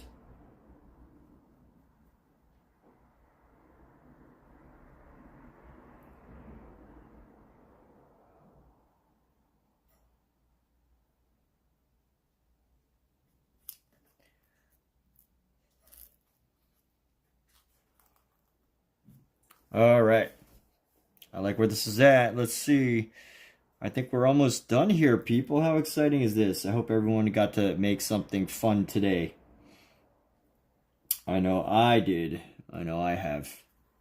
But we're gonna get a little closer look here in just a few moments. Actually, you know what? This part of the knuckle needs a little bit of modificationing.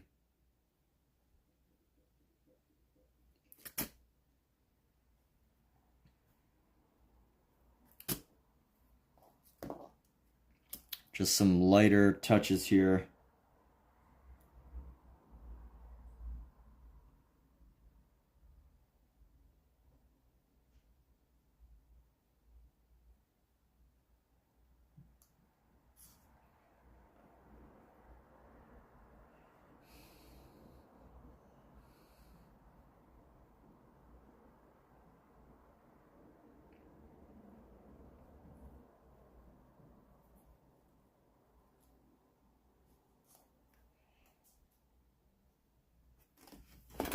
All right. And can we be happy with that hand? Yes, I think we could be happy with it.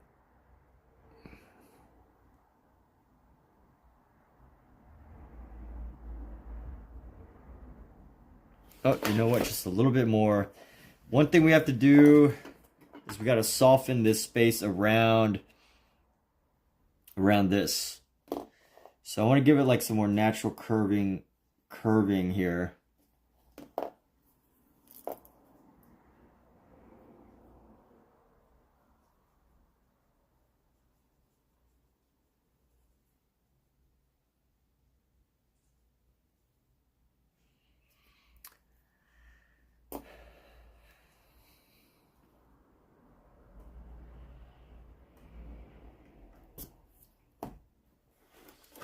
And I think we're all right. How's this pen?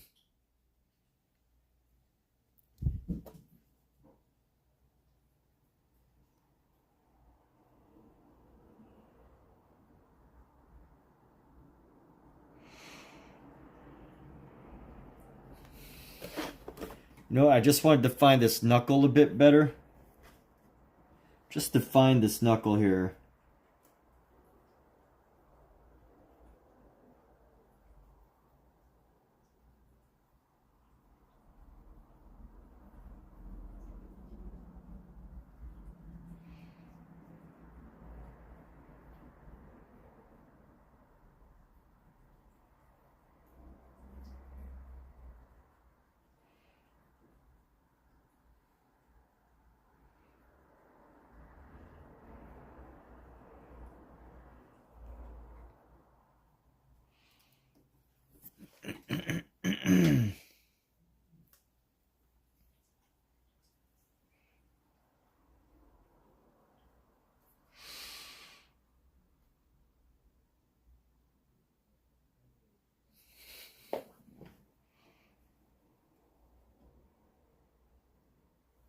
All right, we're gonna call that one complete.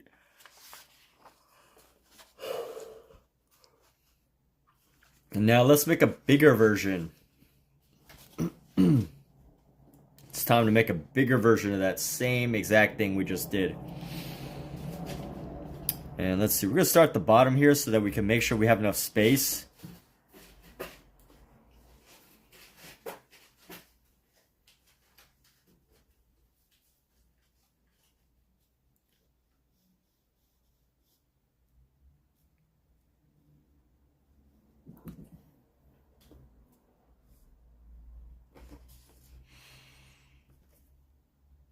One, 2.5.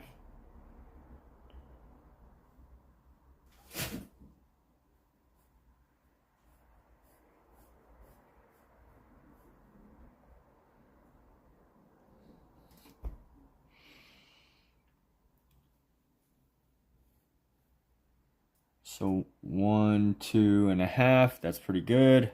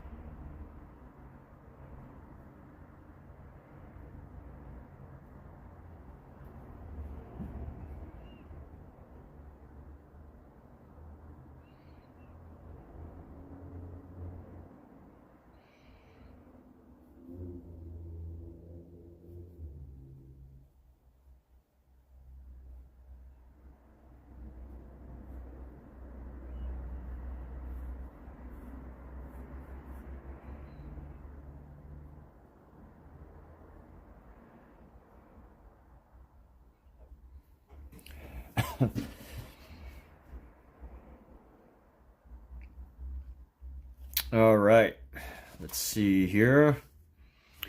We're gonna go up with this.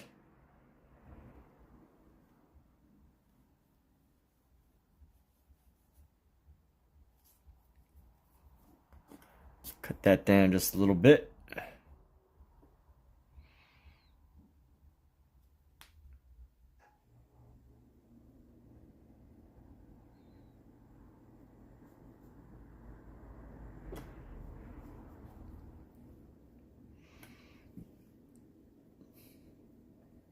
And here we go.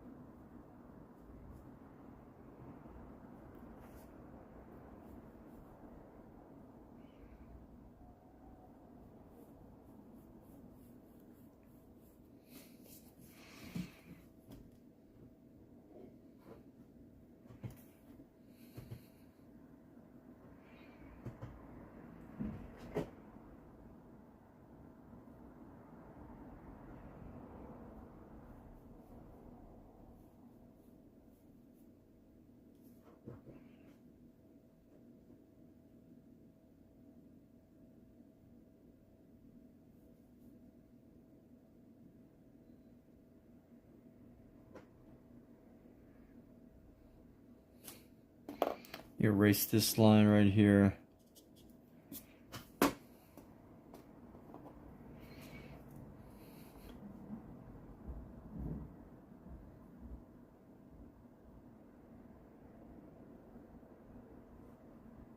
Oops, wrong pencil. Don't want to do that one.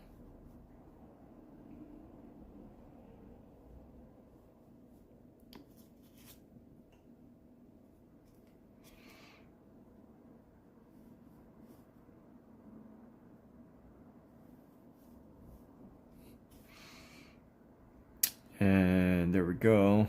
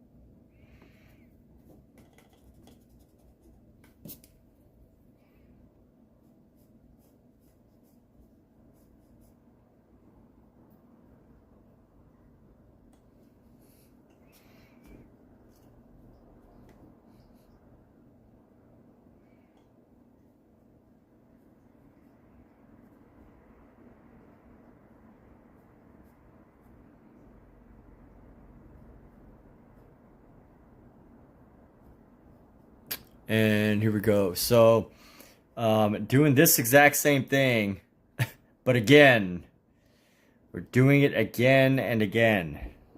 So this book has every single piece twice. So, you know, I don't necessarily have to do it twice, but I feel like I've already committed to the act. So that's what I'm doing. The serious study of drawing. Because drawing is serious, people. So serious. Alright, this is gonna come right past this thumb, a little bit past this pinky. So we're gonna go. Nope, that angle's a little too deep.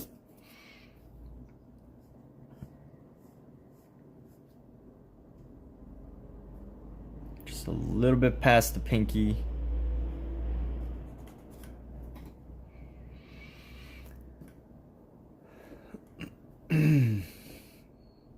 And here we go.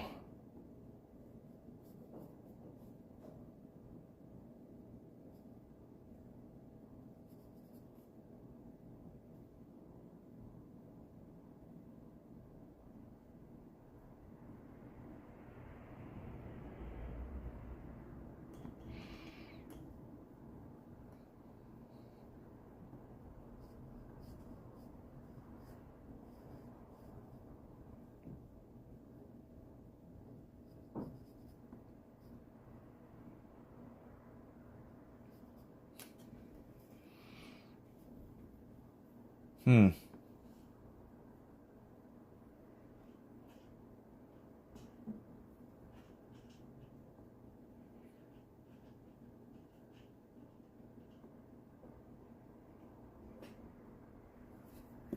And I think this one needs a little work.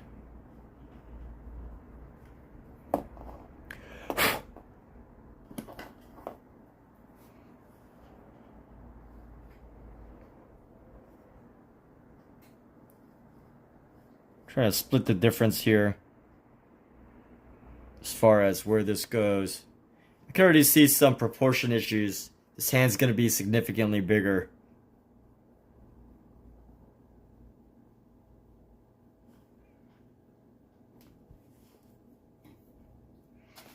But you know what? Let's run with it. We're going to run with it and then make it work.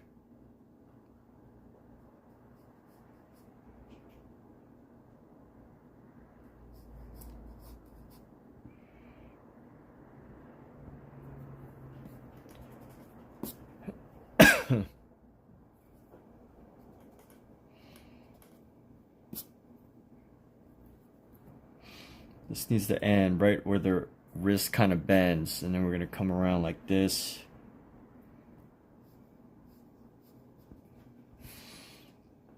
And here we go. So it's going to come a little bit past.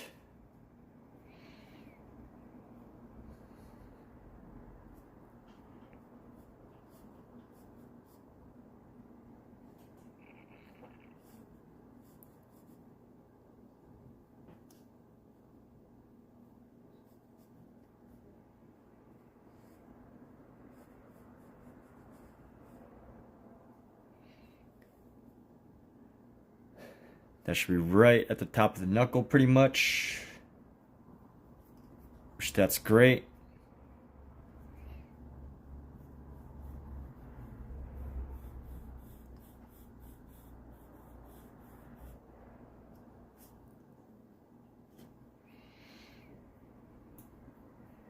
So where this comes, it's going to go right here. And then just add a little bit more.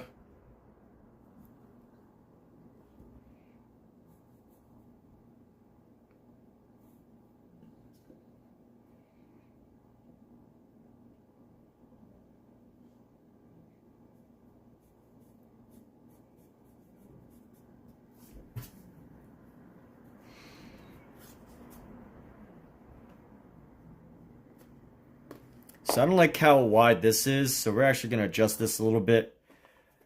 This hand is a little bit too wide of an angle.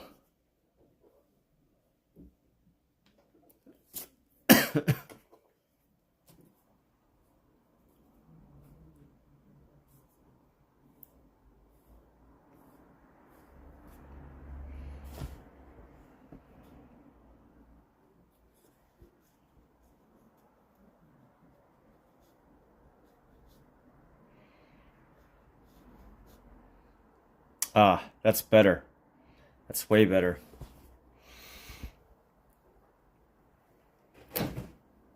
Still think these knuckles might be a little chunky, but that's okay. The knuckles we can get by, but the angle of the hand is going to be a little bit too noticeably unusual.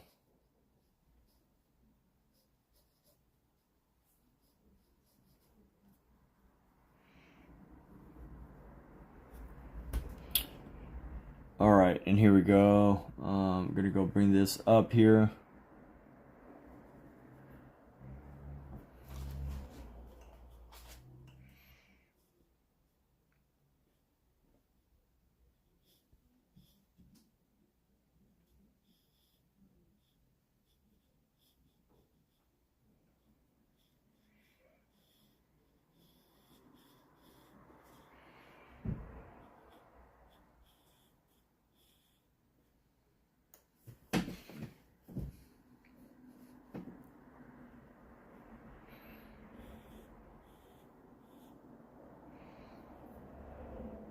And I'm trying to find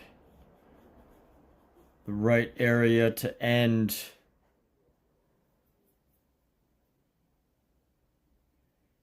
So wherever that is coming down, I'm have a little bit more.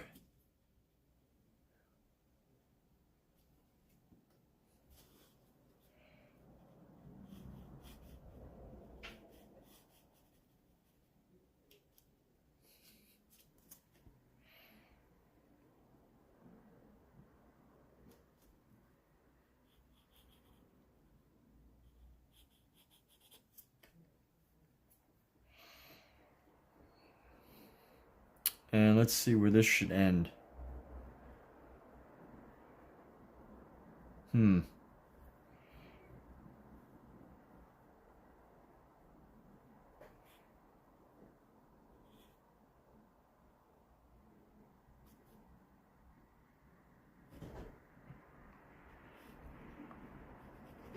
And here we go. And then if we go like that, you go like this, like that, and then like this.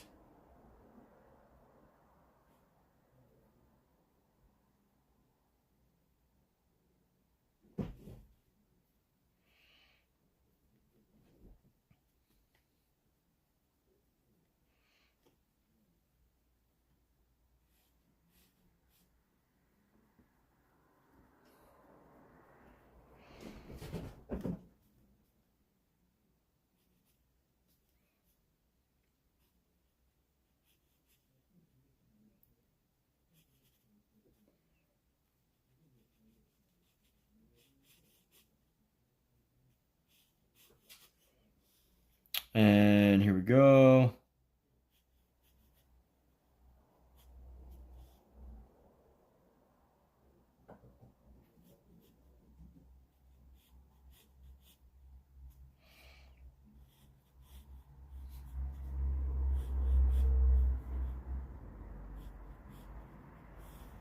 Let's get these lines.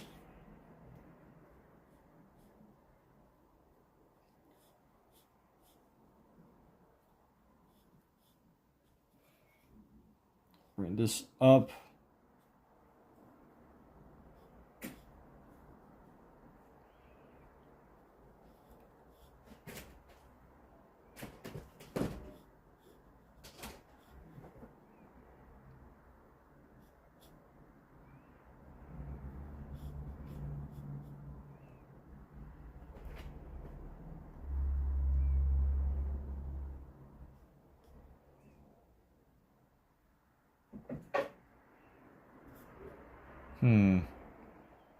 We'll go right around here.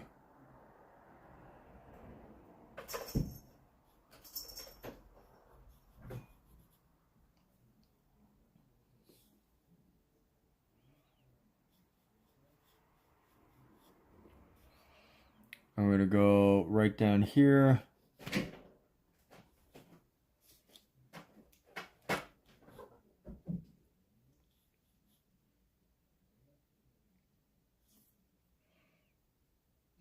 That's not right. Here we go.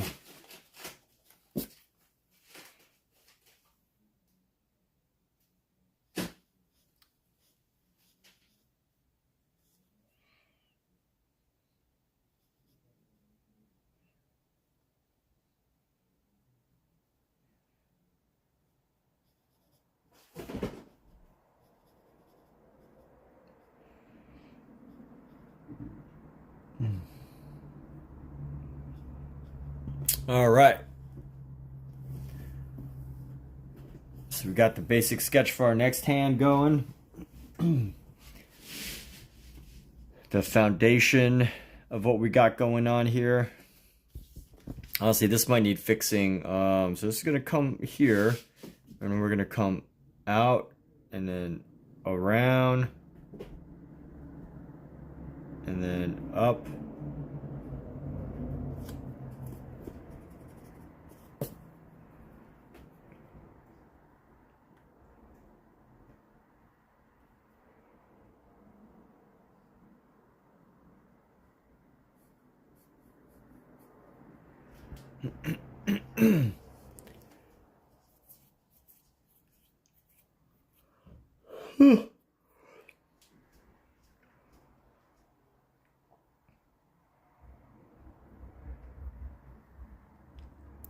Okay. Now let's do this again. Again and again and again and again.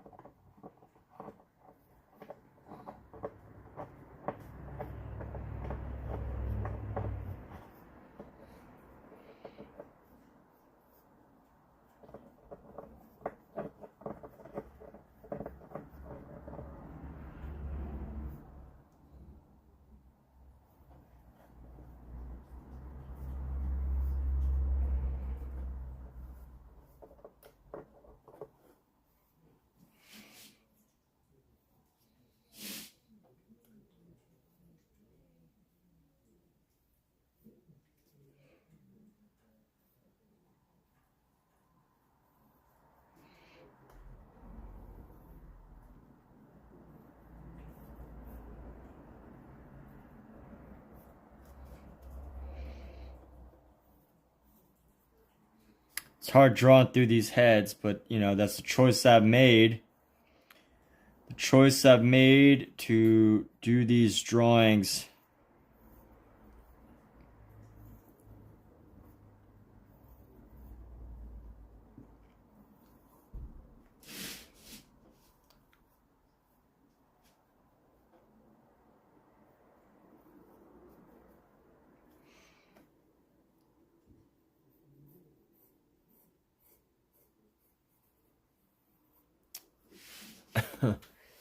And here we go. So it's moving along. All right, we got some good shapes going.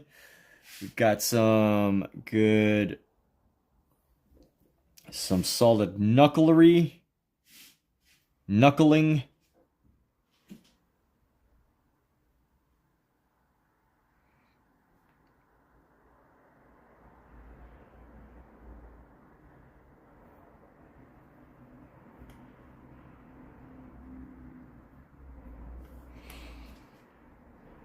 And then let's figure this out here.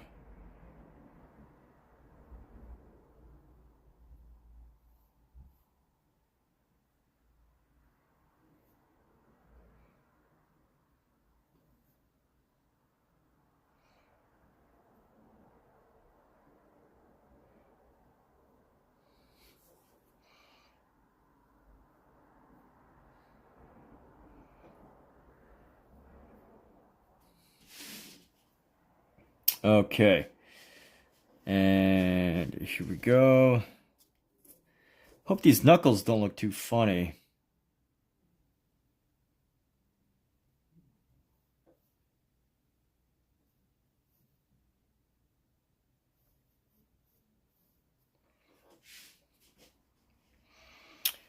So this piece,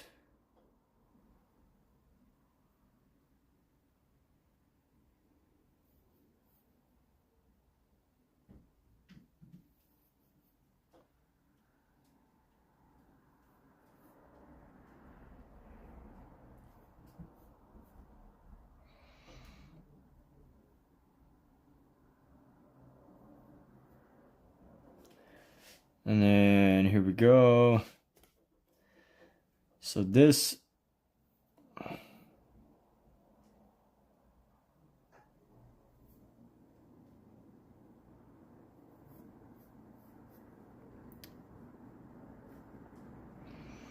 and then let's go like this.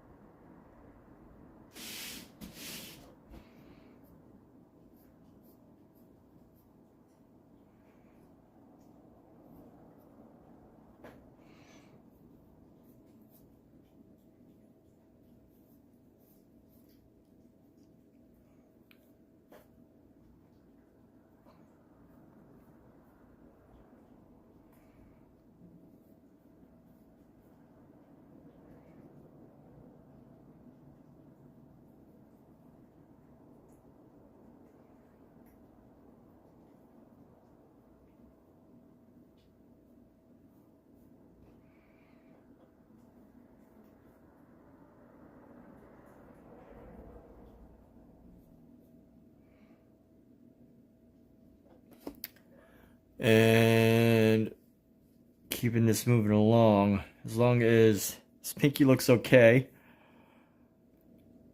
This is a little too round.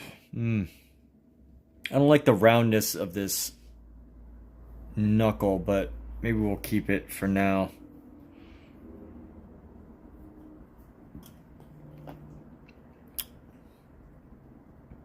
Oh yeah, now I can see why.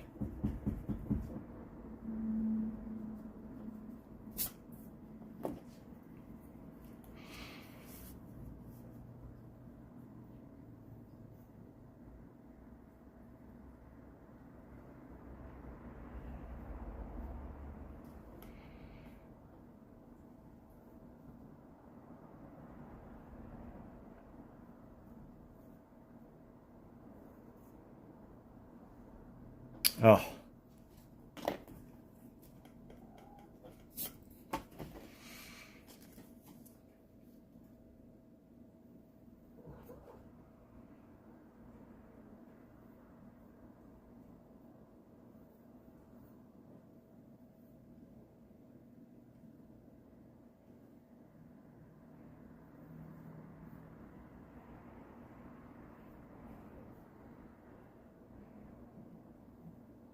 There we go. That's better. I like this knuckle just a little bit better here.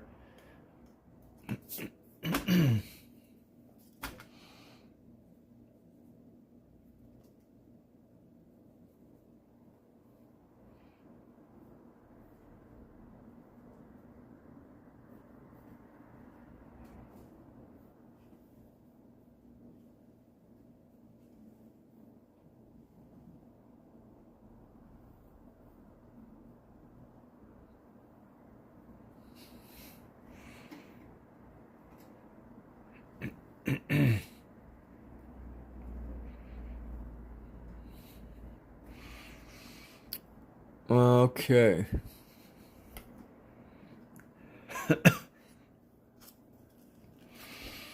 And let's find our shapes in this knuckle here. So this knuckle is just going to come up like that.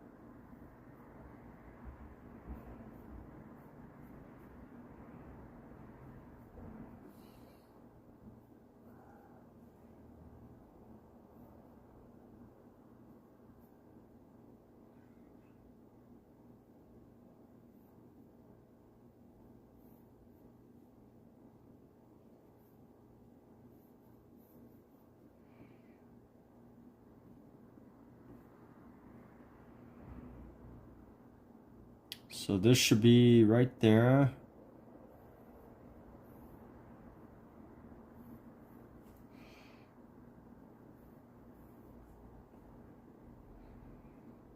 That'll end right about there.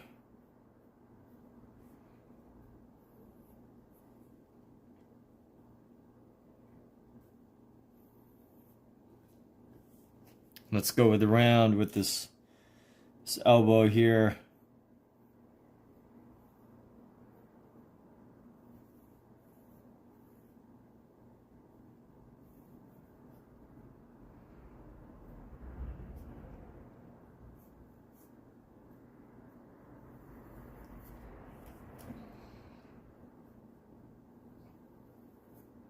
Nice little curve. That brings us to a nice connected state. And there we go. All right, so the basic sketch, draw around, positioning done. I think this hand's gonna be a little bit bigger than this hand.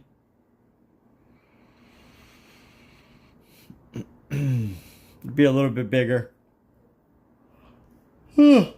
Okay, what now? Excuse my yawns.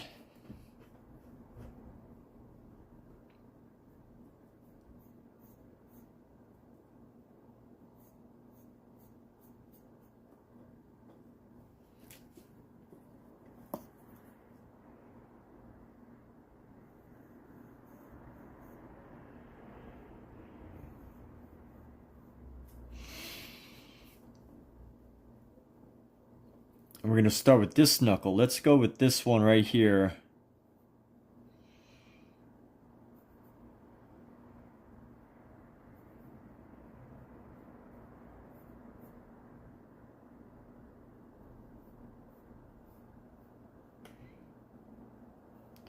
And we're going to go...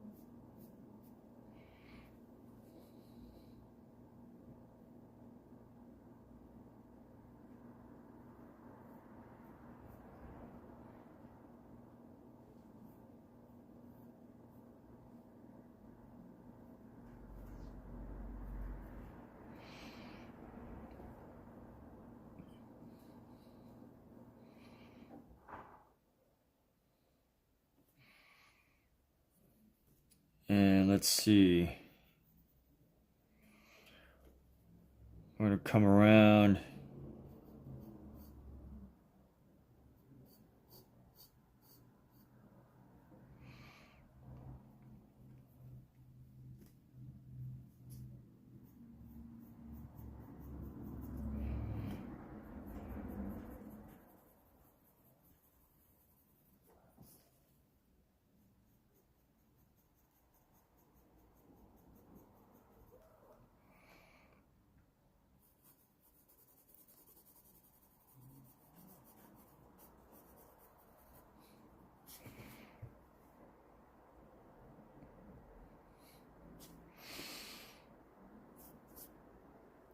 Army Castro, what's up, dude?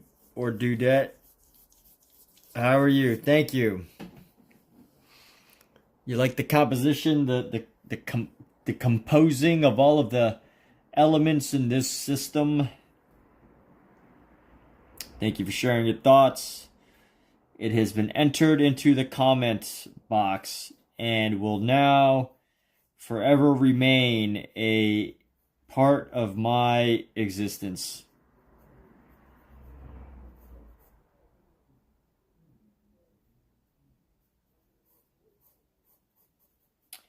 I may not remember it for eternity, but I'll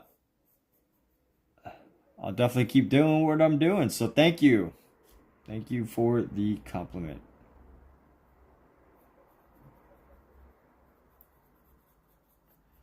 So it brings you in here on a wonderful Saturday night. It is Saturday.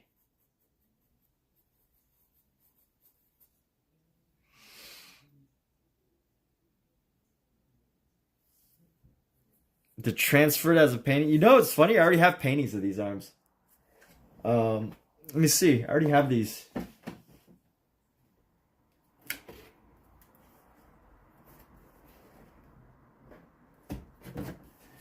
See, I already have a painting version of them. Did it a long time ago. This painting's a little bit flat, but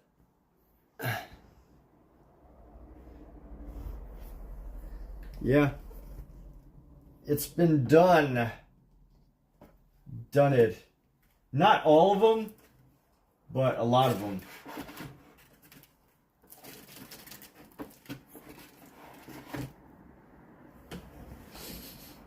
Yeah. No, these are pencil studies. So I did the paintings before I ever did a pencil study of these. or drawing study. So, you know, I personally made it a goal to like go back and do everything again with a pencil study.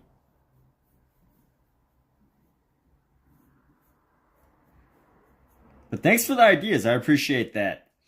It's nice to get ideas, to know what people are thinking about when they see this work. So it's fantastic. Thank you.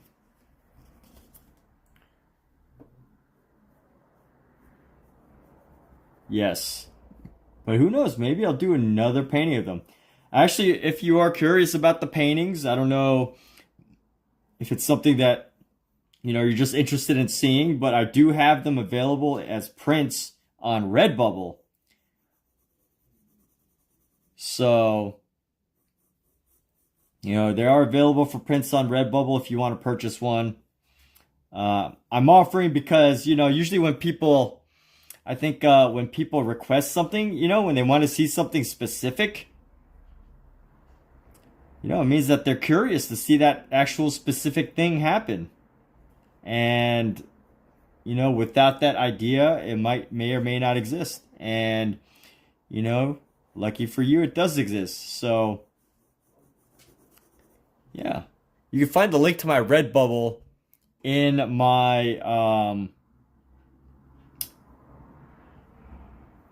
in the description below. But do I do surrealism? No. Not entirely, but you know, it's not that I wouldn't do it. I've done surrealist pieces before.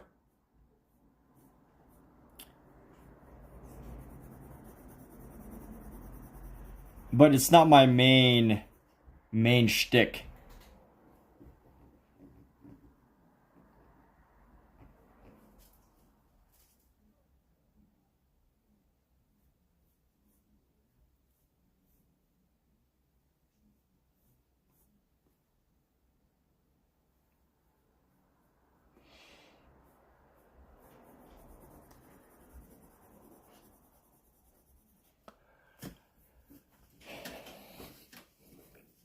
Yeah, I mean, I guess you could say this is somewhat surreal, though. You know, just the composition in itself, just arms randomly floating in space.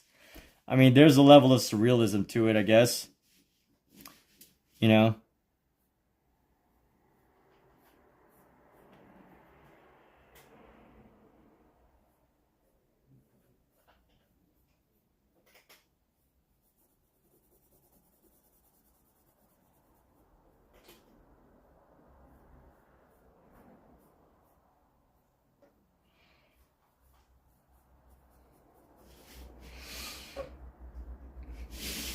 Yep, generalist, exceptionalist, expressionist, superficialist,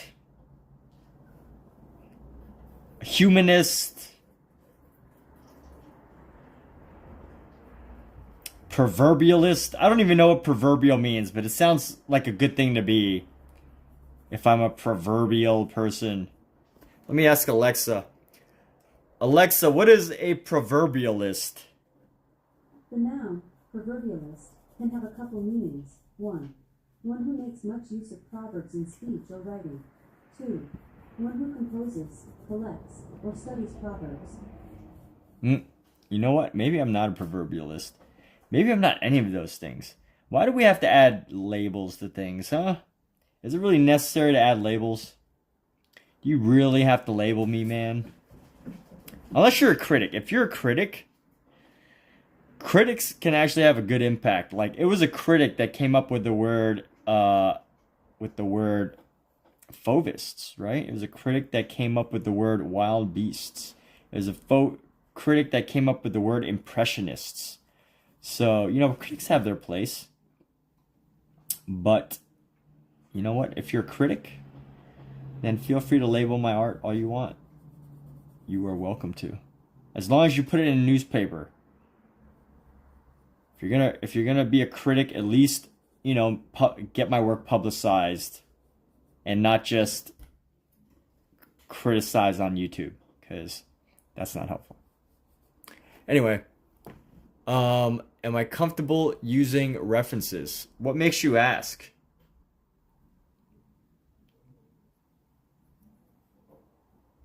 I'd like to I'd like to answer your question because this is like a yes or no question. And I feel like there's something more to what you're asking.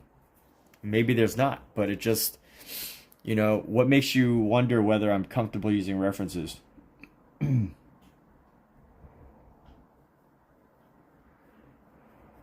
feel like this question is, it's not a complete and total question of what your curiosities are about. Like, how can I best make my channel an interesting use of your time? So, for that question, what makes you ask that question specifically out of all the questions in the world? You could ask me what color my cat is. You could ask me what my favorite Gatorade flavor is. You could ask me all these things. Now, obviously, this is our channel. I'm joking a little bit, but your question seems very specific. So, what makes you ask that question?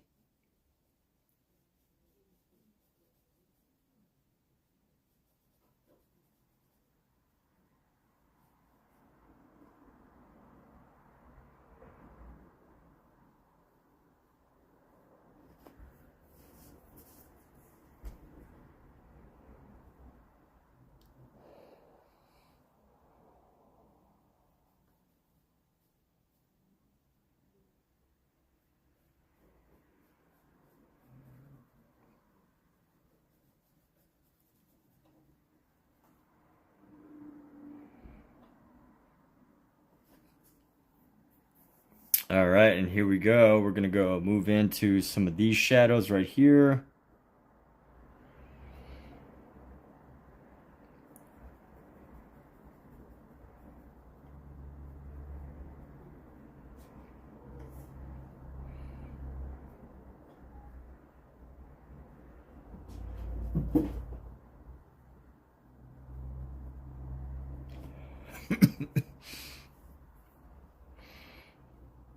By the way, you don't have to call me sir. You can just call me Huzzah or Emmett. I go by Emmett.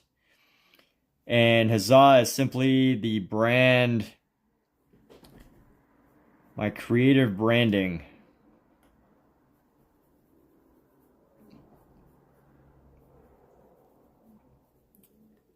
Feel like the word Huzzah is reflective of many of my life experiences, just coming to like an awareness of something, almost like a serendipity, but not quite.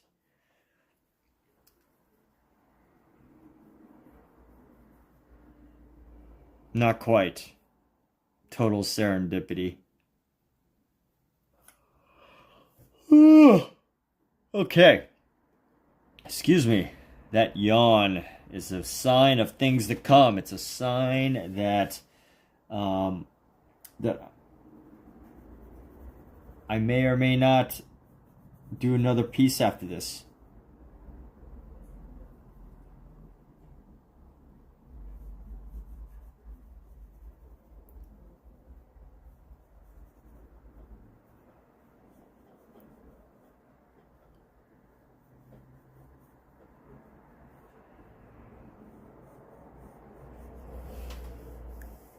All right, my cat is here.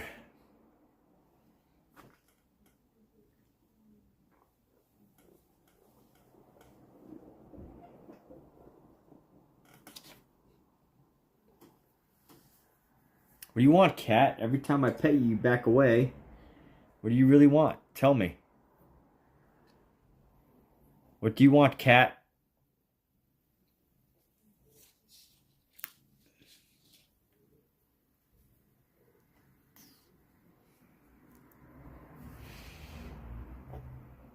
What would you like, cat? I call my cat cat. What do you want, cat? What do you want, human? See, I think our cats, if my cat could name me, he would just call me human. It's like, what would you like, human? Bring me my food, human. You know I can't open a can myself. My gosh, it's time to give you a hug. Come here, let me give you a hug, kitty.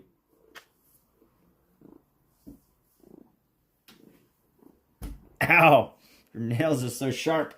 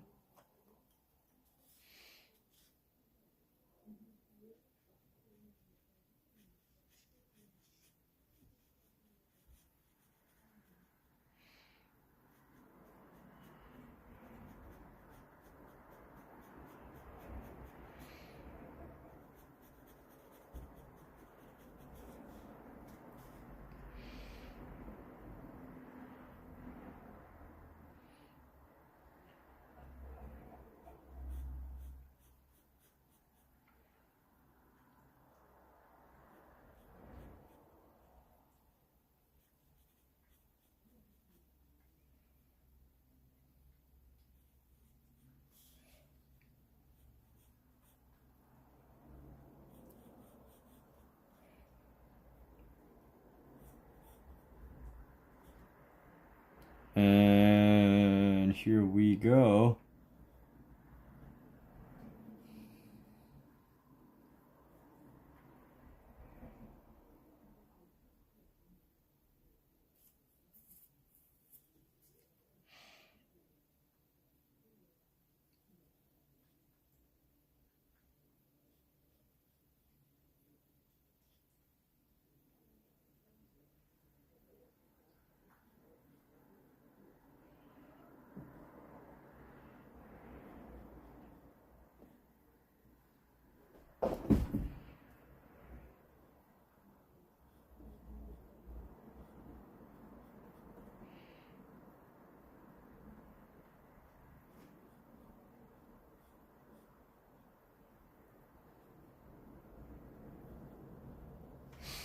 And here we go. So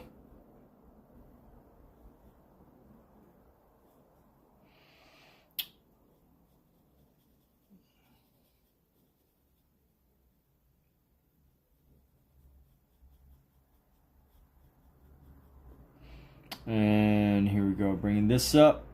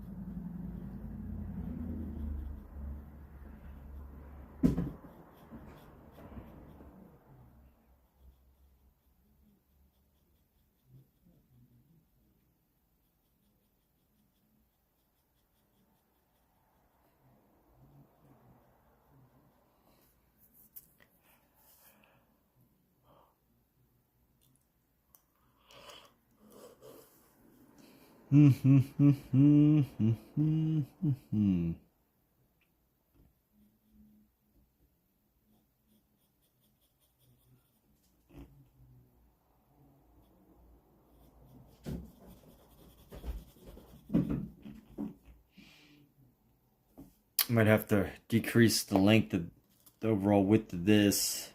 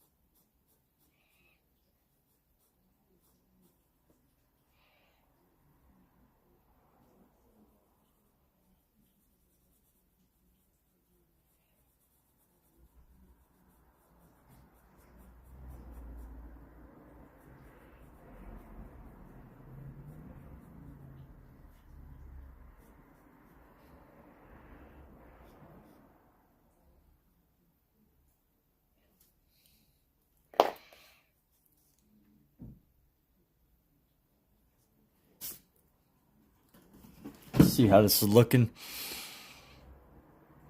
It's working all right. We're definitely gonna have to. I think the hand here is gonna be the key thing, because all this is covered. All this is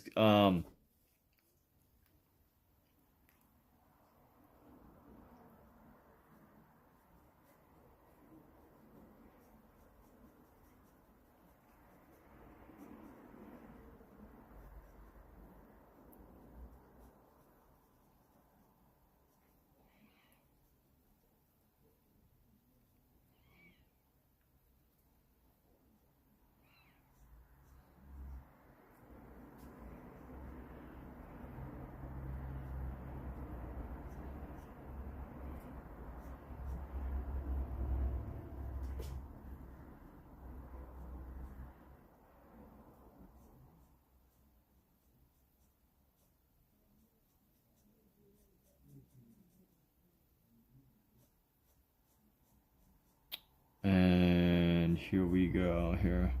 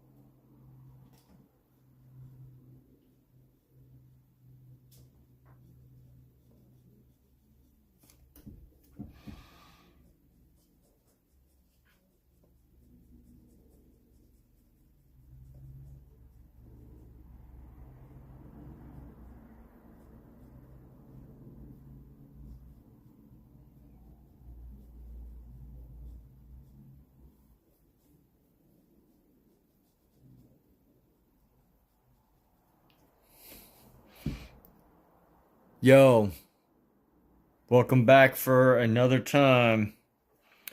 What's up with you? What do you got going on? See you popping in and out.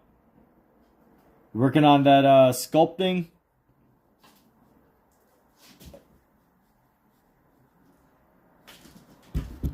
Alright, here we go. We're gonna go bring into this. I had a coworker the other day, and this coworker said that she made her son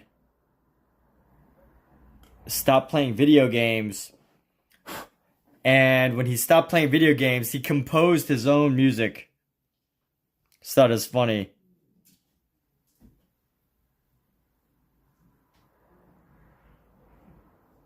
How, people could have so much latent talent just waiting, but you can't discover it if you're playing video games.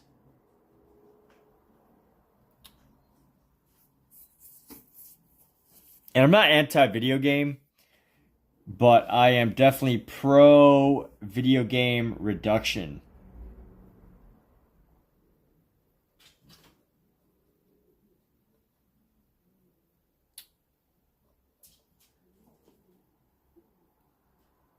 I've definitely had a video game addiction or two throughout my life.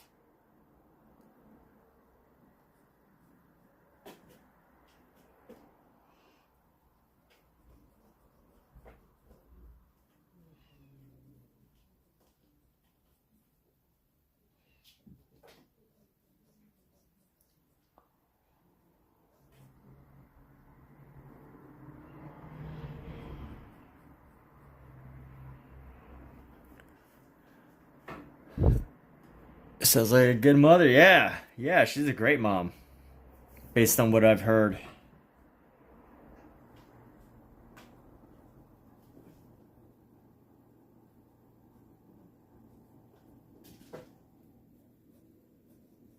But you know what? At the same time, I don't necessarily, want to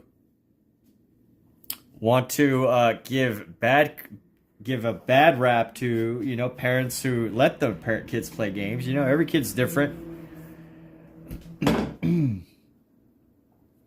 But it was just amusing in that situation, how, you know, she said it. She's like, yeah, he played instruments, and as soon as I took away his video games, he started writing music. Like, that's amazing to think that, like, you know, all these people have, so many people have talents. And, you know, I think it also depends on a parent too. You know, some are good at, like, figuring out how to get their kids to,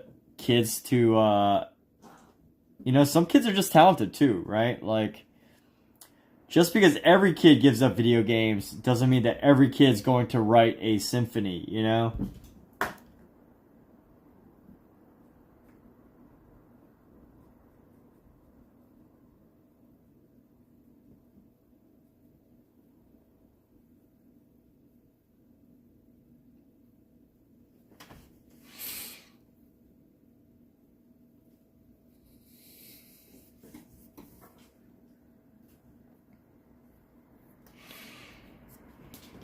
And let's begin by drawing at these knuckles here.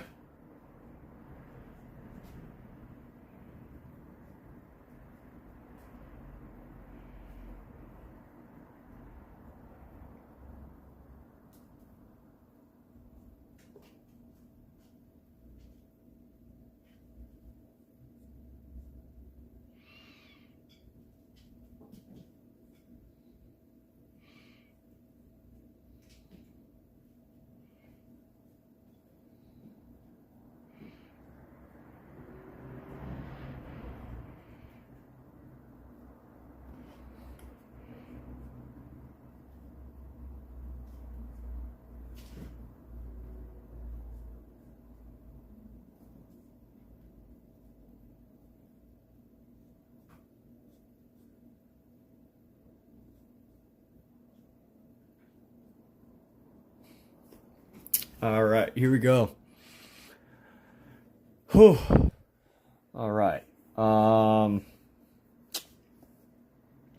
don't think I'm gonna do too much more detailing as far as this piece behind here, these elbows, because, you know, pretty much it's pretty much like covered up anyway.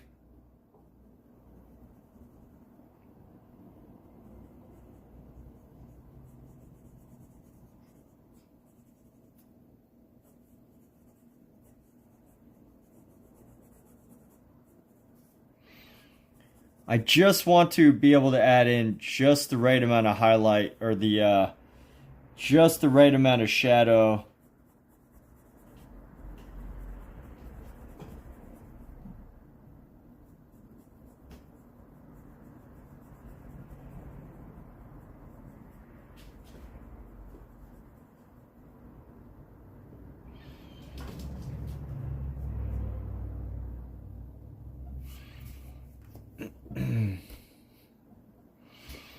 All right, let's start by adding these shadows in here.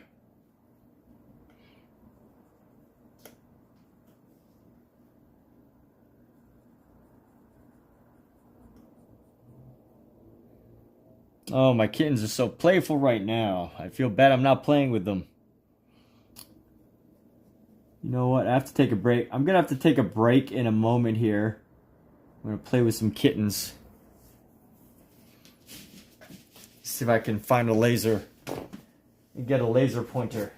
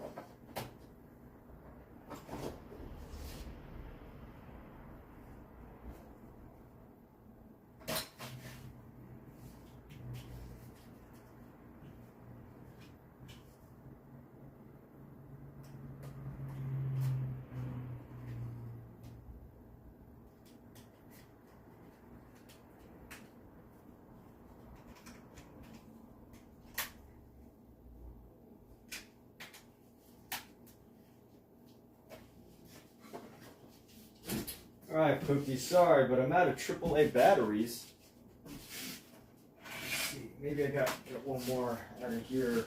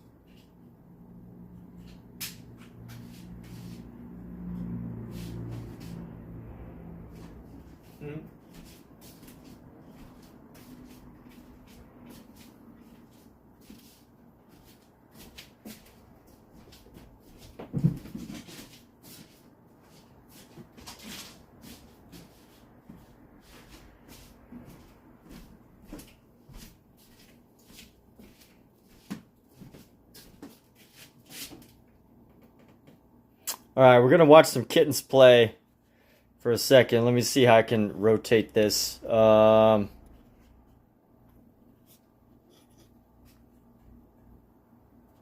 see, who wants to see some kittens? I'm trying to figure out how I can rotate this.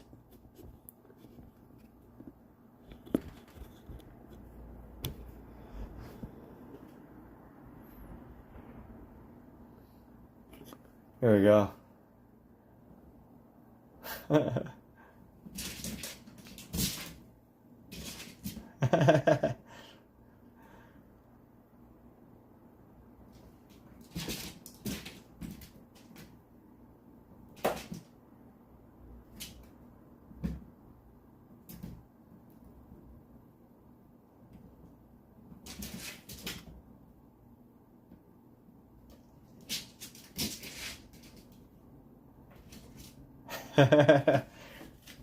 Ah, kitties.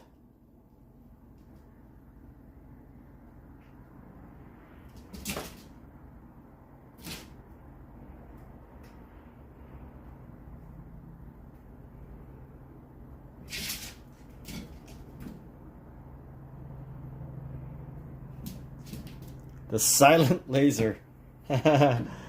Yes.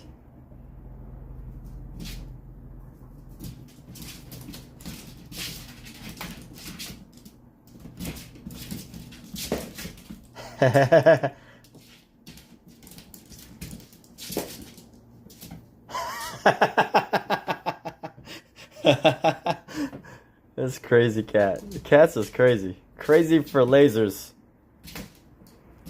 Anyone else getting much of a kick? It's only because it's my kitten that I think it's so funny.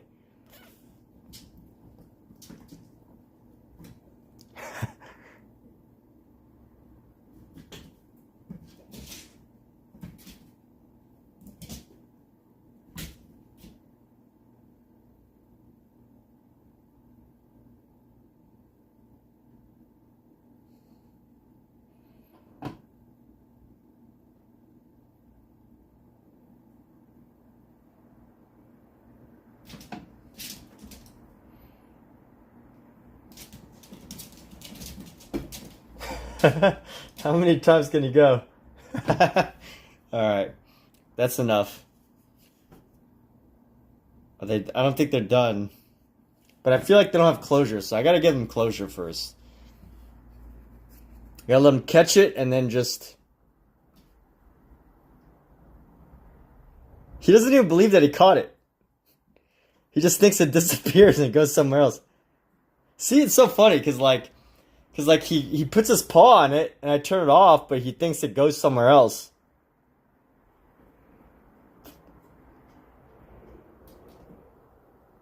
There you go, she got it. Good job, Pookie. You got the laser.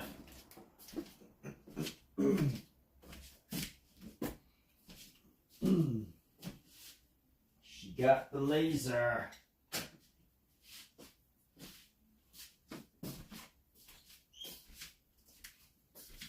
Alright, people, let's finish this sketch. That's a little entertainment for the evening. Let's finish this sketch right here.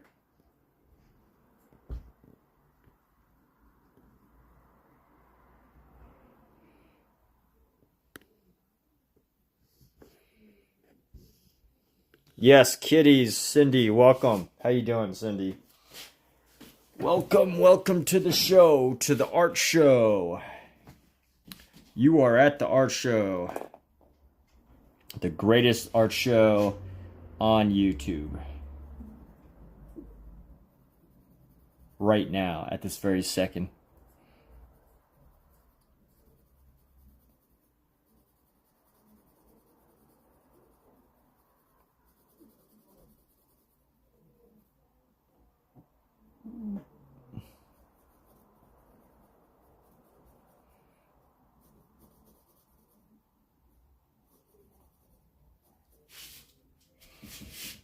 All right. Here we go. Boom. Boom. Right in here. Boom. Boom.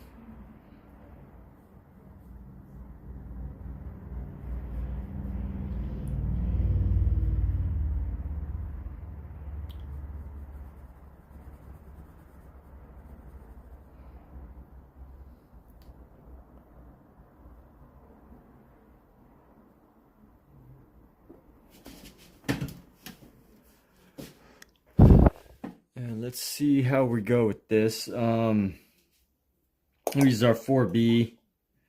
Use our pencil here. This pencil to get our shading done.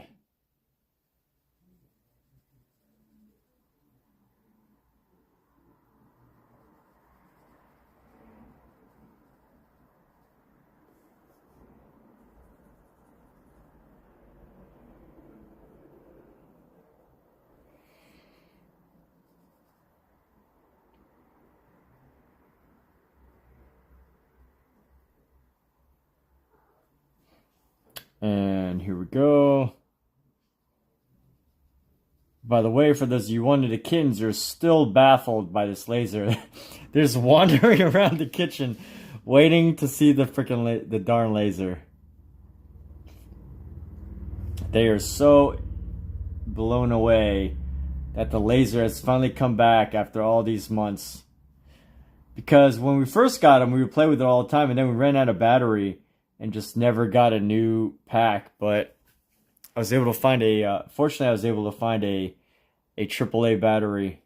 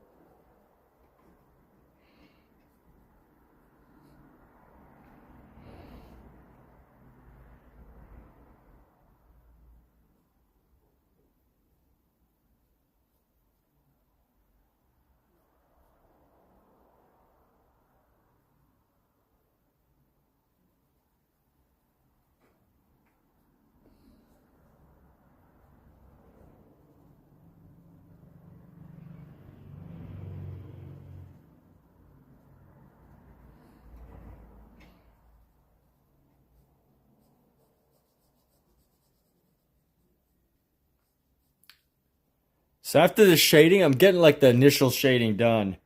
But in a few moments, we're going to do just we're going to get a bit better, a bit deeper with our shading here. In a few moments. But for now, I really just want to capture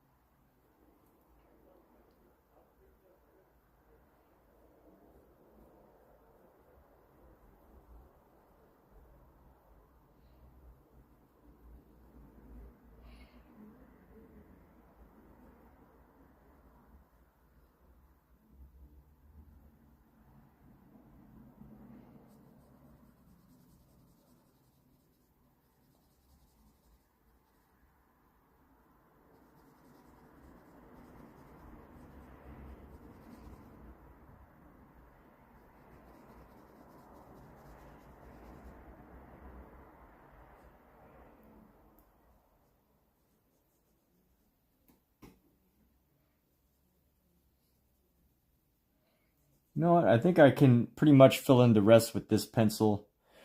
But I want to, some areas that need to be darker.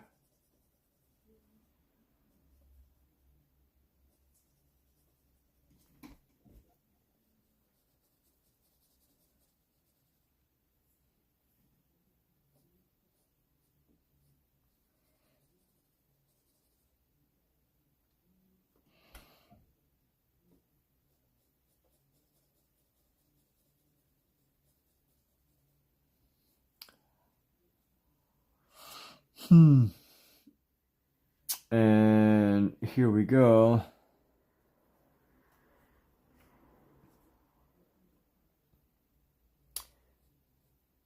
You know what would be an interesting generation? Is if there's ever like a generation of kids that, or eventually adults, of course, kids that become adults, which they pretty much always do. Um, Throughout history, kids have always become adults. But it would be an interesting generation when the internet, if they grow up in a time when internet isn't cool. I don't think that would be possible. But like, you know how TV has gone out of fashion? And like, TV's out of style now. Everyone just watches YouTube or doom scrolls. But it'll be interesting if there's ever a generation of people where like, at one point in time, the internet like becomes uncool. I don't think that's possible, but I mean, TV's, never been uncool, but it's like, kids that'll be one day they're just like, you know what? I don't feel like using the internet anymore. I'm just gonna learn how to do stuff.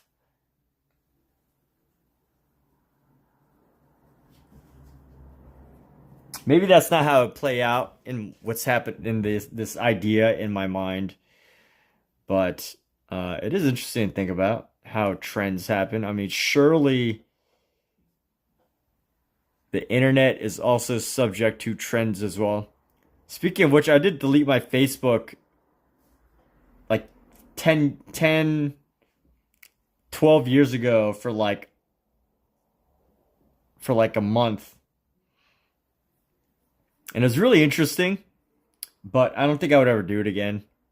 Just like there's just too much, like how can you, like there's just too much involved with social media.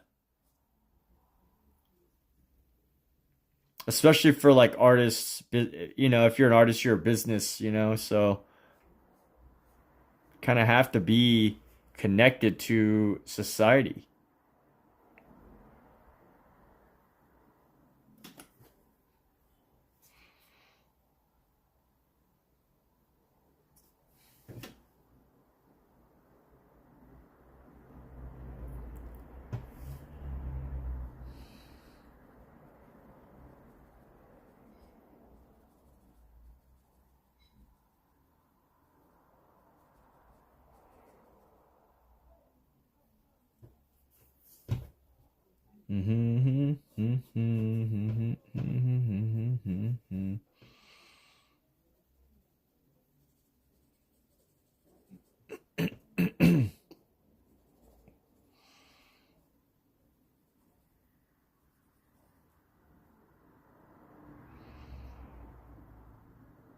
All right, let's see how this looks on camera.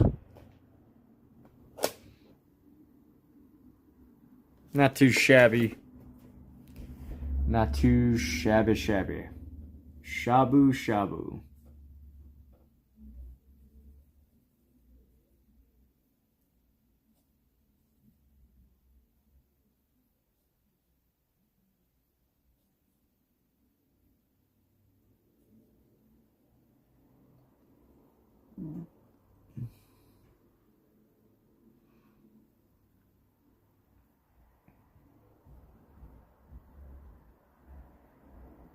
All right, well, that's that, people. We're going to call this, haven't been on Facebook in years.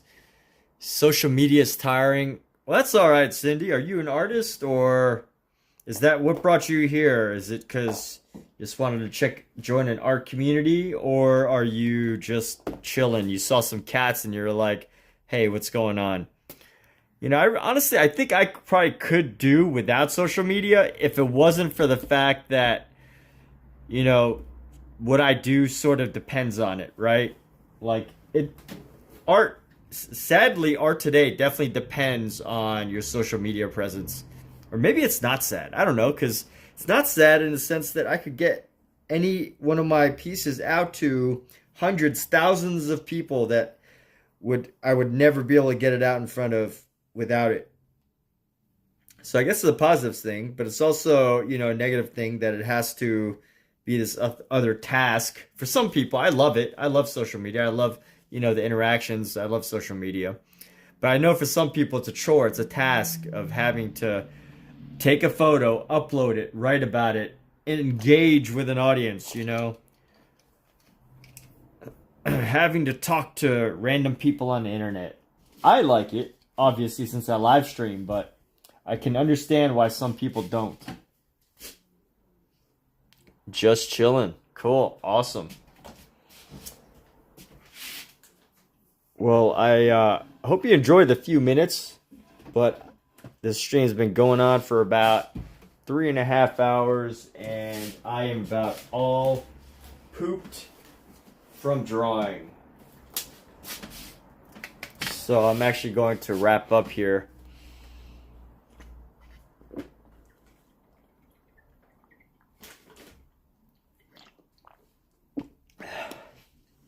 But I think Cindy is a new name that I haven't seen in this live stream. So we all welcome you, which I imagine either Boinator, Omizu. Omizu's another live streamer in here. Gonna take a photo.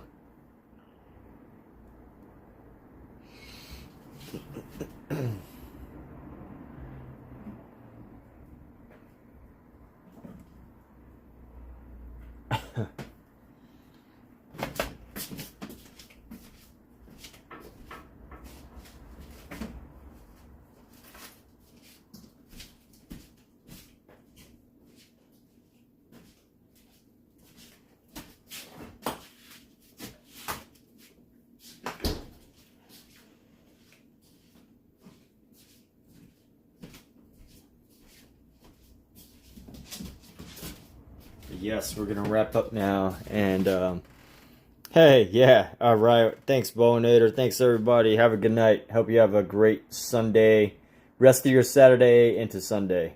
Goodbye.